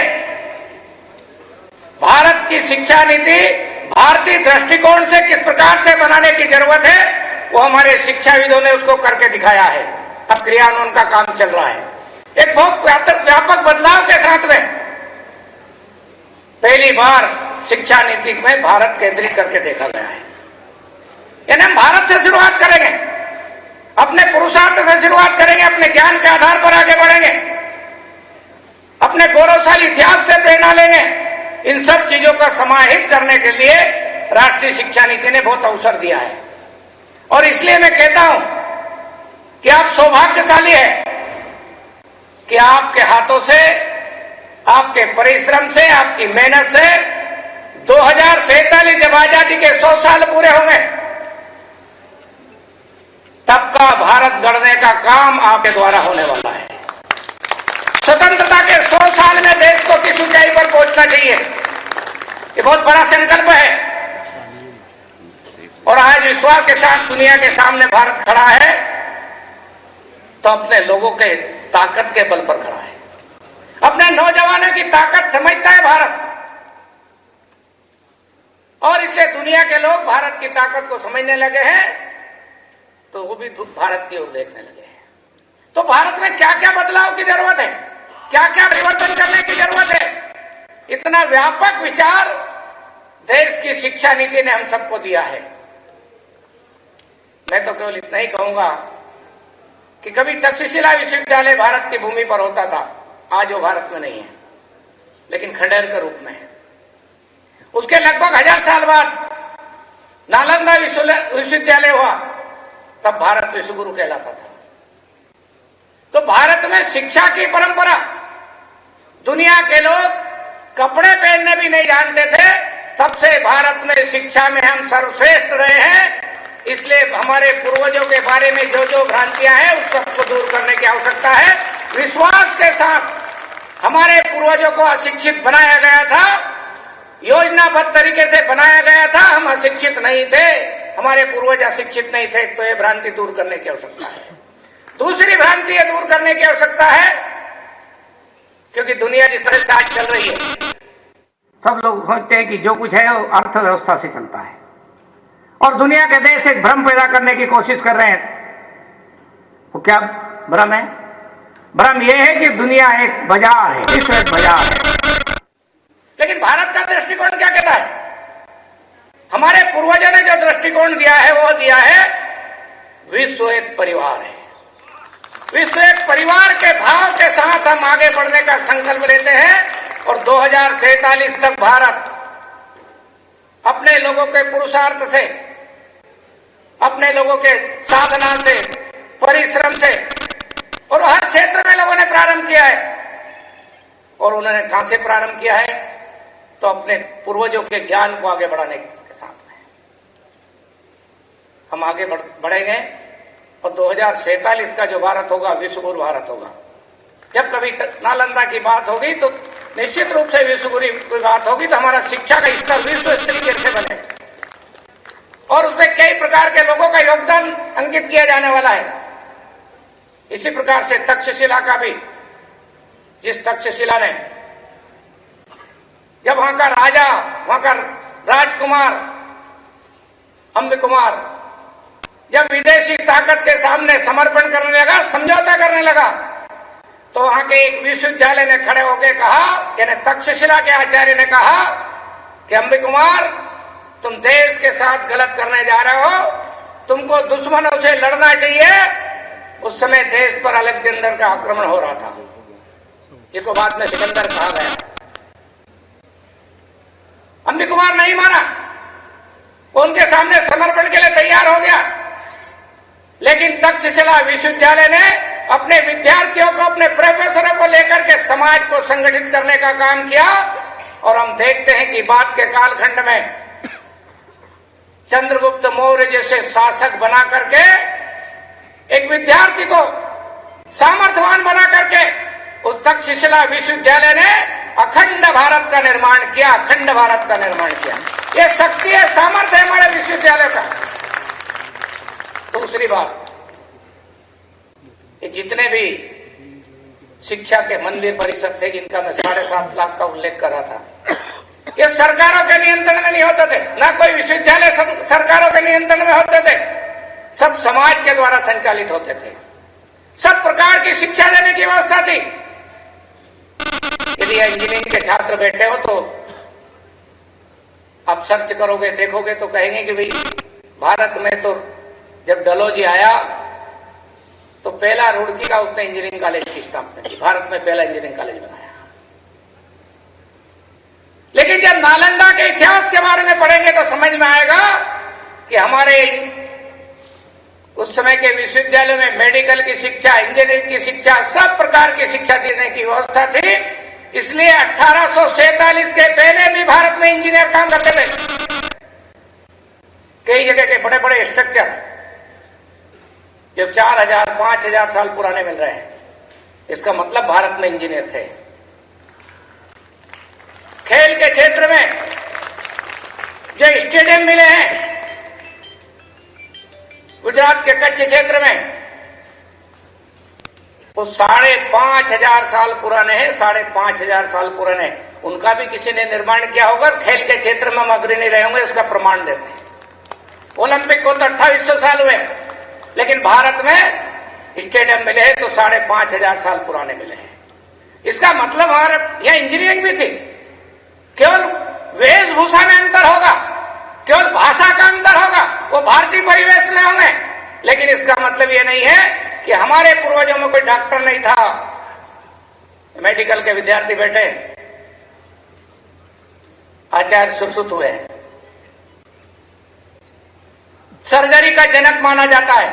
और केवल आयुर्वेद नहीं तो एलोपैथी में भी उन्हीं को सर्जरी का जनक माना जाता है। इसका मतलब भारत ने दुनिया को सर्जरी करने सिखाया है। इसलिए अपनी परंपरा पे, अपने ज्ञान पर हमको गर्व करने की आवश्यकता है। और यही भारतीय ज्ञान परंपरा हर क्षेत्र में विद्यमान है। बहुत सारे लोग कहेंगे कि मैथमेटिक्स हम पीछे नहीं, हम मैथमेटिक्स हम पीछे नहीं थे। आप जरा देखिए, आर्यभट्ट नाम के हमारे गणितज्ञ हुए, उसके पहले बोधायन नाम के गणितज्ञ हुए। हमारी किताबों में हमको जब मैथमेटिक्स की किताब पढ़ते हैं तो पाइथागोरस थ्योरम पढ़ाया जाता है। अब ये पाइथागोरस कौन थे? ये विदेशी गणितज्ञ थे, लेकिन ये ईसा के 500 साल पैदा हुए। लेकिन इनके पहले 350 साल यानी ईसा के 850 साल पहले भारत की भूमि पर बोधायन नाम के गणितज्ञ पैदा हुए हैं, जिन्होंने अपने सुलभ सूत्र के माध्यम से जो पाइथागोरस थ्योरम में पढ़ा है उसको बहुत सरल तरीके से उन्होंने लिखा है और बताया गया है। पर क्योंकि भारत के जो पुस्तक बनाने वाले, सिलेबस बनाने वाले लोगों ने सोचा कि भारत के बोधायन का नाम लिखेंगे तो भारतीयता दर्शित होगी, इसलिए किसी विदेशी के नाम से लिखना चाहिए और इसलिए उसके नाम से भारत में पढ़ाया जाता रहा है। लेकिन मैं एक बात बता देना चाहता हूं, भारतीय ज्ञान परंपरा में, नई शिक्षा नीति में ये जो बड़ा बदलाव होने जा रहा है, हमारे पूर्वजों के उस ज्ञान को हम सम्मिलित करने जा रहे हैं। बोधायन से हम शुरू करेंगे, बाद में पाइथागोरस आया, इसमें कोई हमें स्वीकार करने में कठिनाई नहीं है। लेकिन भारत में हमारे पूर्वज हुए हैं। मैंने आर्यभट्ट का बोल रहा था, पृथ्वी का व्यास, दुनिया के लोग कभी 400 साल पहले तक पृथ्वी को चपटी कहता है और कई सारे दुनिया के दर्शन के लोग आज भी उसको चपटी मानते हैं। भारत के लोग पहले से भूगोल, पृथ्वी गोल मानते हैं। भारत का दर्शन कहता है पृथ्वी गोल है, आज के वैज्ञानिक कहते हैं पृथ्वी गोल है। आर्यभट्ट ने 5वीं शताब्दी में पैदा हुए, उन्होंने पृथ्वी का व्यास निकाल दिया था। इसका मतलब दुनिया से हमारा ज्ञान कई गुना पहले का है और अंतर नहीं है। 40,075 किलोमीटर आज के जो लोगों ने व्यास निकाला पृथ्वी का, वो इतना बताते हैं। और आर्यभट्ट ने जो निकाला वो योजन में निकाला था, लेकिन उसको हम किलोमीटर में यदि कन्वर्ट करेंगे तो 39,968 किलोमीटर आता, मात्र 107 किलोमीटर का अंतर आता है। 0.26% का केवल अंतर आता है। उस समय कोई टेक्नोलॉजी नहीं थी ना, लेकिन निकाला है। इसका मतलब हमारे लोग ज्यादा गणित के बारे में जानकार थे। इसलिए इस भावना को दूर करने की जरूरत है कि भारत में हमारे पूर्वज कोई गणितज्ञ नहीं हुए। ऐसा हर क्षेत्र में कोई न कोई व्यक्ति मिल रहा है और इसलिए भारतीय ज्ञान परंपरा पर उन सारे चीजों को सिलेबस में जोड़ने का काम देश के साथ मध्य प्रदेश में बहुत तेज गति के साथ हो रहा है। हमने मध्य प्रदेश में प्रथम वर्ष की जो पुस्तकें हैं उन सब में भारतीय ज्ञान, हर विषय में भारतीय ज्ञान परंपरा है। Physics, chemistry, mathematics, botany, zoology, अर्थशास्त्र, सभी प्रकार के विषयों में भारत की ज्ञान परंपरा है। उन सबको समाहित करने का निर्णय किया है और सिलेबस में आ चुका है, पुस्तकें बनने का काम चल रहा है। आने वाले समय में विद्यार्थी अपने पूर्वजों के उस श्रेष्ठतम ज्ञान को, जिसके आधार पर भारत विश्व गुरु कहलाता था, उसको पढ़ने का अवसर मिलेगा। और इस सब के पीछे भाव यह है कि भारतीय समाज को, भारत के युवा तरुणाई को उस हीन भावना को त्यागना होगा कि जो कुछ दिया है उन्होंने दिया है, जो कुछ व्यवस्था की उन्होंने दिया है। नहीं भाई, हमारे पूर्वजों ने जो कुछ ज्ञान दिया था विश्व को, इसलिए विश्व हमको विश्व गुरु मानता था। बस हमने केवल शस्त्र से किसी पर हमला नहीं किया, हमने ज्ञान में उस शक्ति को आधार बनाया और इसलिए हमारे ज्ञान को फिर से सही परिप्रेक्ष्य में बच्चों तक पहुंचाना, विद्यार्थियों तक पहुंचाना। भारत के इतिहास को जिस प्रकार से तोड़ मरोड़ कर किताबों में पढ़ाया गया था, उस सबको भी बदलने का काम, ठीक करने का काम हम बदल नहीं रहे। इतिहास कभी झूठा नहीं हो सकता। इतिहास को सही तथ्यों के साथ पढ़ाना, जो सही है उसको सही, जो गलत है उसको गलत। लेकिन दुर्भाग्य से इतिहास के पन्नों में जो ईसा के 550 साल पहले भारत को लूटने आया, मैं जो कह रहा था कि भारत गरीबों का देश नहीं रहा है, मैं आपसे पूछना चाहता हूं, अपने यहां किसी घर में चोरी होती है, डाका डलता है, तो किसके यहां डलता है? किसी गरीब की झोपड़ी में कभी डाका डला है? बताइए। जब दुनिया के लोग ईसा के 550 साल पहले पहला लुटेरा हकड़ी नाम का ईरान से आता है, दूसरा उसका बेटा आता है और तीसरा लुटेरा जिसको हम सिकंदर कहते हैं वो यूनान से आता है। लेकिन सिकंदर भारत को नहीं जीत पाया था, भारत में पराजित हुआ था। लेकिन फिर भी भारत के इतिहास के पन्नों पर लिख दिया गया विश्व विजेता सिकंदर। और भारत की दुनिया की अर्थव्यवस्था में उस समय की जो स्थिति थी, हम 32% से ज्यादा भागीदारी भारत की उस समय होती थी। और इतना संपन्न राष्ट्र को बगैर जीते कोई इस बेटा की विश्व विजेता हो सकता है, तो मैं मानता हूं झूठा लिखा गया है। वो तथ्यों से भिन्न बातें लिखी गई है, हमारे बच्चों में भ्रम पैदा करने का इतिहास के सारे उल्लेख किया गया है। सिकंदर कभी भारत में नहीं जीता, हारा, पराजित हुआ, घुटने टेके और यहां से भगा है। चंद्रगुप्त मौर्य से तो लड़ ही नहीं सका था। चंद्रगुप्त मौर्य से तो उसका सेनापति बनने का लड़ा है और सेनापति भी इस कदर से पराजित हुआ है। आखिरी में उसने अपने जीवन की रक्षा जीवन दान के लिए मांगा है, चंद्रगुप्त मुझे बगल दो, मैं तुमसे संधि करना चाहता हूं और संधि में मैं जो मैंने भारत का हिस्से पर कब्जा किया वो सारा तुमको देना चाहता हूं, जितनी संपत्ति है सब देना चाहता हूं। साथ में मेरी एक बेटी है, इस बेटी का विवाह भी तुम्हारे साथ करना चाहता हूं। पहले हारा हुआ राजा अपनी जान बचाने के लिए अपनी बेटी को, अपनी बहन को, जीते विजेता को साथ विवाह करते थे। वही काम सेल्यूकस ने, यानी सिकंदर के सेनापति ने किया है। ये इतिहास के पन्नों पर दर्ज होना चाहिए था, आम जनता तक जाना चाहिए था, आम छात्र तक जाना चाहिए था। दुर्भाग्य से इस पृष्ठ को अलग कर दिया गया। एक विदेशी आक्रमणकारी भारत के लिए महान कैसे हो सकता है? एक लुटेरा भारत के लिए महान कैसे हो सकता है?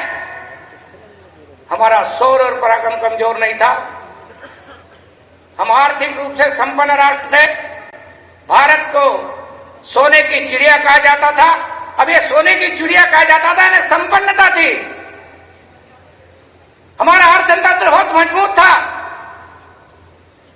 और इसलिए सोने की चिड़िया, साथ में दुनिया में सबसे बड़ी और सबसे पहली यदि सोने की खदान थी तो भारत की थी। 2000 फीट अंदर से सोना निकाल करके उसका शोधन किया जाता था, तो भारत में था, सबसे बड़ी खदान हमारी थी। जिंक निर्माण करने का काम ईसा के 900 साल पहले हिंदुस्तान में होता था, दुनिया के किसी देश में नहीं होता था। ये सारी चीजें सिद्ध करती है कि जो भारत को विश्व गुरु लोग कहते थे वो सत्य था। और फिर से भारत को विश्वगुरु बनाना है तो आप सबको परिश्रम करना पड़ेगा।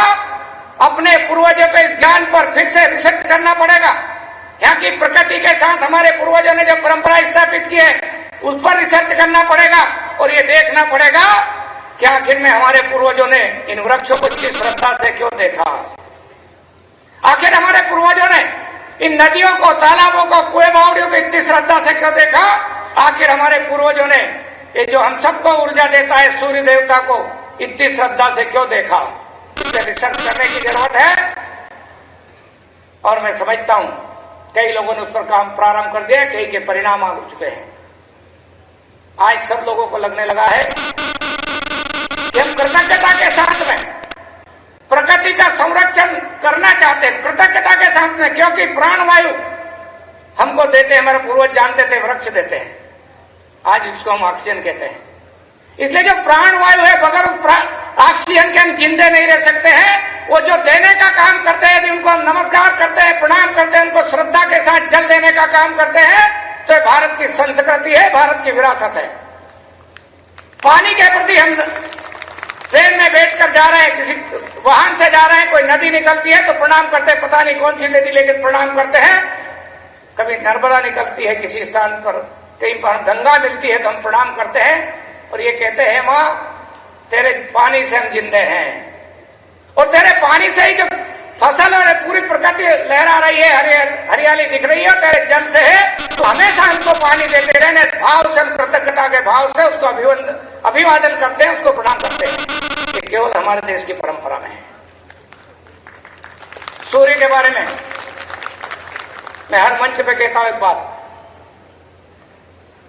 हमारे पूर्वज सूर्य की ताकत को जानते थे। बहुत सारे लोगों ने कहा अंधविश्वास है, रूढ़िवाद है, लेकिन आज देश भी उसी मार्ग पर चल रहा है और दुनिया के लोग भी उस मार्ग पर जाना चाहते हैं। भारत के पास सबसे ज्यादा सूर्य है। देश 47 में स्वतंत्र हुए, 1947 में भी उसी समय हमारे देश के लोग, नीति निर्धारण करने वाले लोग हमारे वैज्ञानिकों के साथ साझा करते कि आखिर में अध्ययन करिए कि हमारे पूर्वजों ने सूर्य के प्रति इतना सम्मान और विश्वास क्यों प्रकट किया है। तो मैं विश्वास के साथ कहता हूं कि आजादी का जब हम अमृत महोत्सव मना रहे थे, 75 साल पूर्ण हुए थे, तब तक भारत ऊर्जा के क्षेत्र में आत्मनिर्भर होता। लेकिन दुर्भाग्य से जो हमारे पूर्वजों का ज्ञान था उसका उपयोग नहीं किया। लेकिन आज देश उस ज्ञान को आगे बढ़ते हुए काम करना आगे प्रारंभ किया है, ज्ञान को लेकर के आगे बढ़ा है। हम 2047 में इस सूर्य की ऊर्जा का उपयोग करते हुए केवल अपने देश की ऊर्जा की पूर्ति करने वाले देश ही नहीं होंगे, हम दुनिया के कई देशों को ऊर्जा देने वाले देश बनेंगे, क्योंकि सूर्य जैसा हमारे पास एक ताकत है। हमारे पूर्वजों का ज्ञान उसके साथ जोड़ करके सरकार ने जो काम प्रारंभ किया है, मैं समझता हूं ये बहुत बड़ी ताकत हमारे पास थी, जिसका उपयोग आज के लोग प्रारंभ किया है। और इससे 2047 का भारत ऊर्जा के रूप में आत्मनिर्भर भारत होगा। यहाँ बहुत सारे बेटे बेटी किसानों के भी होंगे। मैं निवेदन करता हूं उनसे, एग्रीकल्चर के विद्यार्थियों से भी निवेदन करता हूं कि एग्रीकल्चर की पढ़ाई करने के बाद हम अपने किसान भाइयों को उस टेक्नोलॉजी के साथ कैसे जोड़ें, और सुविधा और सरलता के साथ कर सके और अच्छी खेती पे करके हम दुनिया का भरण पोषण करने वाले देश बन सकते हैं क्या। बहुत सारे लोग सोचते हैं कि ये कैसे संभव है। आज हमारे किसानों ने इतना उत्पादन कर दिया कि अपने देश के लोगों के भरण पोषण की दूसरे देश के लोगों से चिंता करने की जरूरत नहीं रहती। किसी देश के पास कटोरा लेकर अनाज लेने के लिए जाना नहीं पड़ता। आज हमारे अन्न के भंडार भरे पड़े हैं। लेकिन 2047 का भारत विश्व का भरण पोषण करने का सामर्थ्य रखने वाला भारत बनेगा। मैं उस विश्वास के साथ कहता हूं कि बहुत सारे लोग हम में से रामचरितमानस पढ़ते होंगे, और नहीं पढ़ी तो अब जाकर पढ़ ले। भगवान राम, भरत, लक्ष्मण, शत्रुघ्न, इनका जब नामकरण हो रहा था, मैं सबके बारे में नहीं कहूंगा, वो भरत जी के बारे में एक चौपाई का उल्लेख रामचरितमानस में किया गया है। रामचरितमानस में तुलसीदास जी महाराज लिखते हैं, विश्व भरण पोषण कर जोही, ताकर नाम भरत रस होई। आप समझिए जरा, रामचरितमानस अभी नहीं लिखी, 500 साल हो गए, पहले लिखी है। लेकिन वो उल्लेख करते हैं उसमें उस समय का जब भरत, लक्ष्मण, शत्रुघ्न और राम जी का नामकरण हो रहा था। दशरथ के दरबार में ज्योतिषी बैठे थे, वो एक एक का नाम रख रहे थे, उसके बारे में भविष्यवाणी करते जा रहे थे। तो भरत जी के बारे में जो भविष्यवाणी की थी वो ये भविष्यवाणी थी जो मैं चौपाई में पढ़ा हूं, विश्व भरण पोषण कर जो ही ताकर नाम भरत सोई। है राजा दशरथ, ये आपका बेटा आगे जाकर के विश्व का भरण पोषण करेगा। और ये इतिहास के पन्नों पर जब लोग रिसर्च करेंगे तो उनको ध्यान में आएगा कि उस समय जब अकाल पड़ा दुनिया में, यहां तक कि किसानों तक को भी भरत जी ने अनाज देने का काम किया था, तो उस समय के भरत जी ने दुनिया का भरण पोषण करा था। तो 2047 का भारत दुनिया का भरण पोषण क्यों नहीं कर सकता है? क्योंकि जिस देश के पास इतने सामर्थ्य है, जिस देश के पास युवाओं की फौज है, वो देश दुनिया का भरण पोषण करने का सामर्थ्य रखने वाला देश बनेगा। मैं इस विश्वास के साथ आप सब लोगों के जीवन के आगे बढ़ने के लिए बधाई देता हूं, शुभकामना देता हूं। आप केवल अपने परिवार के लिए नहीं, आप इस राष्ट्र देव के लिए अपना जीवन समर्पित करिए। यहाँ के समाज के लोगों के जीवन को सरल कैसे बना सकते हैं, यहाँ आने वाले प्रश्नों का समाधान कैसे करें, समस्या पैदा करना हमारा काम नहीं है। हम समाधान की ओर आगे बढ़ेंगे।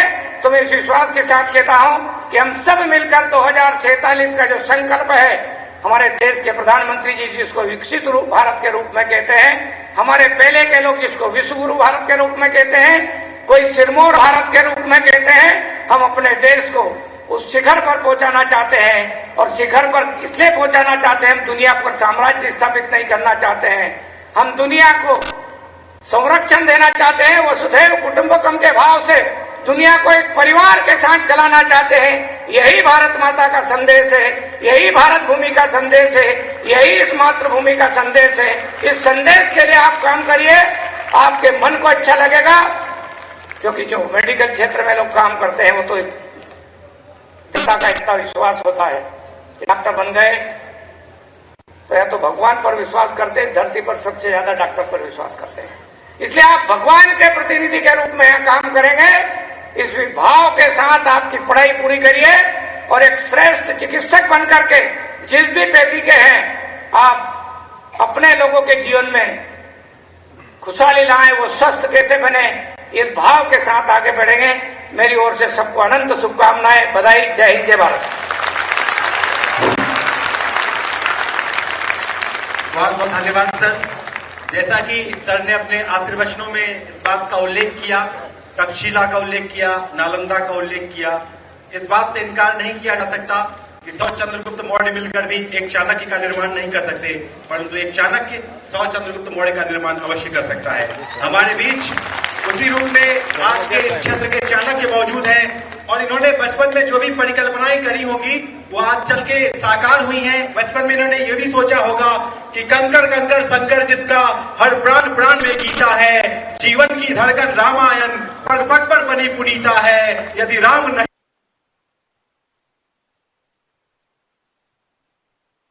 हम मंदिर भव्य बनाएंगे, सौगंध राम की खाते हैं, हम मंदिर वही बनाएंगे। और उस मंदिर का निर्माण किया इन्होंने और हम जानते हैं कि आने वाले भविष्य में भी ऐसे ही मंदिर रूपी अनेक विश्वविद्यालयों का निर्माण हमारे बीच में आज पधारे माननीय मंत्री जी के द्वारा होगा।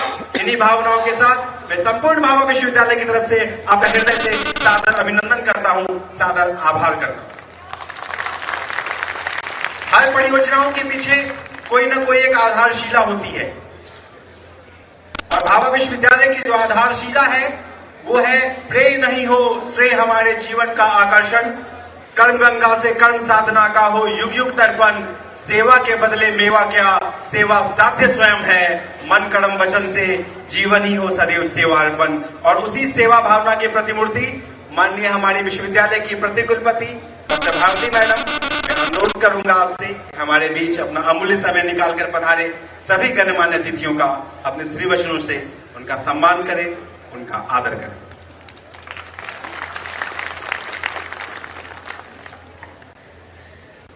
मां सरस्वती को नमन। भाभा विश्वविद्यालय में आयोजित स्टूडेंट्स के लिए बहुत सारे बने हुए हमारे अभिव्यक्ति, अनलोड, पिटारा, बोरो, तारारारा club, Navagraha Vatika entrepreneurship development cell, CBCT machine, इसके उद्घाटन के साथ साथ जो कई दिनों से हम सभी शिक्षक विद्यार्थी मिलकर के इस दीक्षारंभ कार्यक्रम को आयोजित कर रहे हैं, उसके समापन समारोह में अब अंतिम कड़ी में हम लोग आ गए हैं।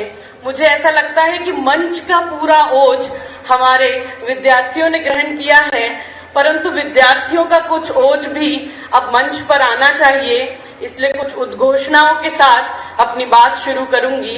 भारत माता की, भारत माता की, वंदे वंदे। आज के कार्यक्रम के मुख्य अतिथि हमारे उच्च शिक्षा मंत्री आदरणीय इंदर सिंह परमार जी। हम जब पूरे भाभा विश्वविद्यालय का भ्रमण कर रहे थे, विभिन्न प्रकल्पों से उन्हें परिचित करा रहे थे, तब हम सभी इस बात को जान रहे थे कि कितना अधिक व्यस्ततम उनका ये पूरा समय है। आज से लेकर 17 तारीख तक का शेड्यूल तो उन्होंने हमें यूं ही बैठ करके सुना दिया। इस व्यस्ततम शेड्यूल में से भी आपने समय निकाला, हमारे विद्यार्थियों को पूरे ओज से भर दिया, इसलिए पूरा भाभा विश्वविद्यालय परिवार धन्यवाद भाई साहब। इसलिए पूरा भाभा विश्वविद्यालय परिवार आपका हृदय से आभारी है। आभार के साथ साथ हम एक विश्वास आपको दिलाना चाहते हैं कि जिस प्रकार की भारतीय ज्ञान परंपरा को विद्यार्थियों में डाल करके जैसा सर्वांगीण विकसित देशभक्त नागरिक के निर्माण की आपने अपेक्षा की है, हमारा हर विद्यार्थी वैसा ही बन करके आपको परिलक्षित होकर के दिखाएगा, ऐसा हम भाभा विश्वविद्यालय की ओर से आपको विश्वास दिलाते हैं। हम हमारे MPPURC के प्रशासनिक सदस्य आदरणीय श्री महेश चंद्र चौधरी जी का भी हृदय से आभार व्यक्त करना चाहते हैं। उन्होंने बच्चों से बहुत अधिक प्रश्न किए, पूछा क्या बना रहे हैं, क्या कर रहे हैं, और अपने वक्तव्य में जिस प्रकार से उन्होंने कहा कि आने वाले समय में MPPURC के साथ हमारे ग्रुप के सभी विश्वविद्यालय मिलकर के हम भारत के आगे बढ़ने के प्रकल्प को शिक्षा के माध्यम से और ऊंचा लेकर के जाएंगे। हम आपके विश्वास पर कार्य करेंगे भाई साहब। साथ ही हमारा बड़ा गर्व का विषय है हमारे लिए कि हमारे इस पूरे ग्रुप के chairman doctor Sunil Kapoor sir और हमारी कुलाधिपति डॉक्टर साधना मैडम हमारे बीच आई।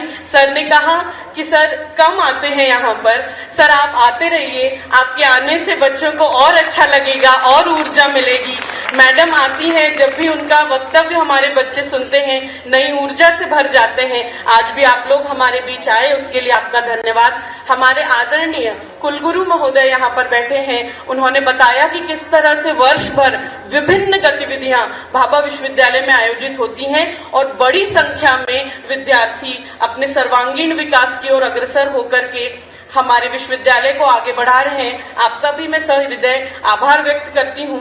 विभिन्न हमारे ग्रुप के विश्वविद्यालयों से विभिन्न प्राध्यापकगण, अतिथिगण हमारे बीच आए हैं। मैं आप सभी का भी सहृदय आभार व्यक्त करती हूँ। हमारे बीच हमारे बच्चों के अभिभावकगण भी आए हैं। जैसा हमारी कुलाधिपति महोदया ने कहा है कि आप अब निश्चिंत हो जाइए, यहाँ से शिक्षा ग्रहण करने के बाद आपके बच्चे एक बहुत अच्छे नागरिक, एक बहुत अच्छे आपके बच्चे निकल करके बाहर आएंगे। वो ना सिर्फ आर्थिक विकास बल्कि भारत के संपूर्ण संस्कार को लेकर यहाँ से निकलेंगे। आप लोग समय निकाल के आए, सभी अभिभावकों का भी मैं आभार व्यक्त करती हूँ, हमारे सभी प्राध्यापकगण और सबसे ज्यादा जिनके लिए ये कार्यक्रम आयोजन हुआ है, ऐसा सभी मेरे प्यारे बच्चों, आपने पूरे दीक्षारंभ को इतना अच्छे से साथ दिया। आप सब धूप में बड़ी खुशी से भी यहाँ बैठे, व्हाइट कोट सेरेमनी में इतने ओजपूर्ण आप लोगों ने अपना शो किया कि हम कितने ओज के साथ भी यहाँ पर बैठे हुए। आप सबका मैं धन्यवाद देती हूँ, मीडिया के समस्त लोगों का मैं धन्यवाद देती हूँ। सभी को हार्दिक हार्दिक आभार, धन्यवाद।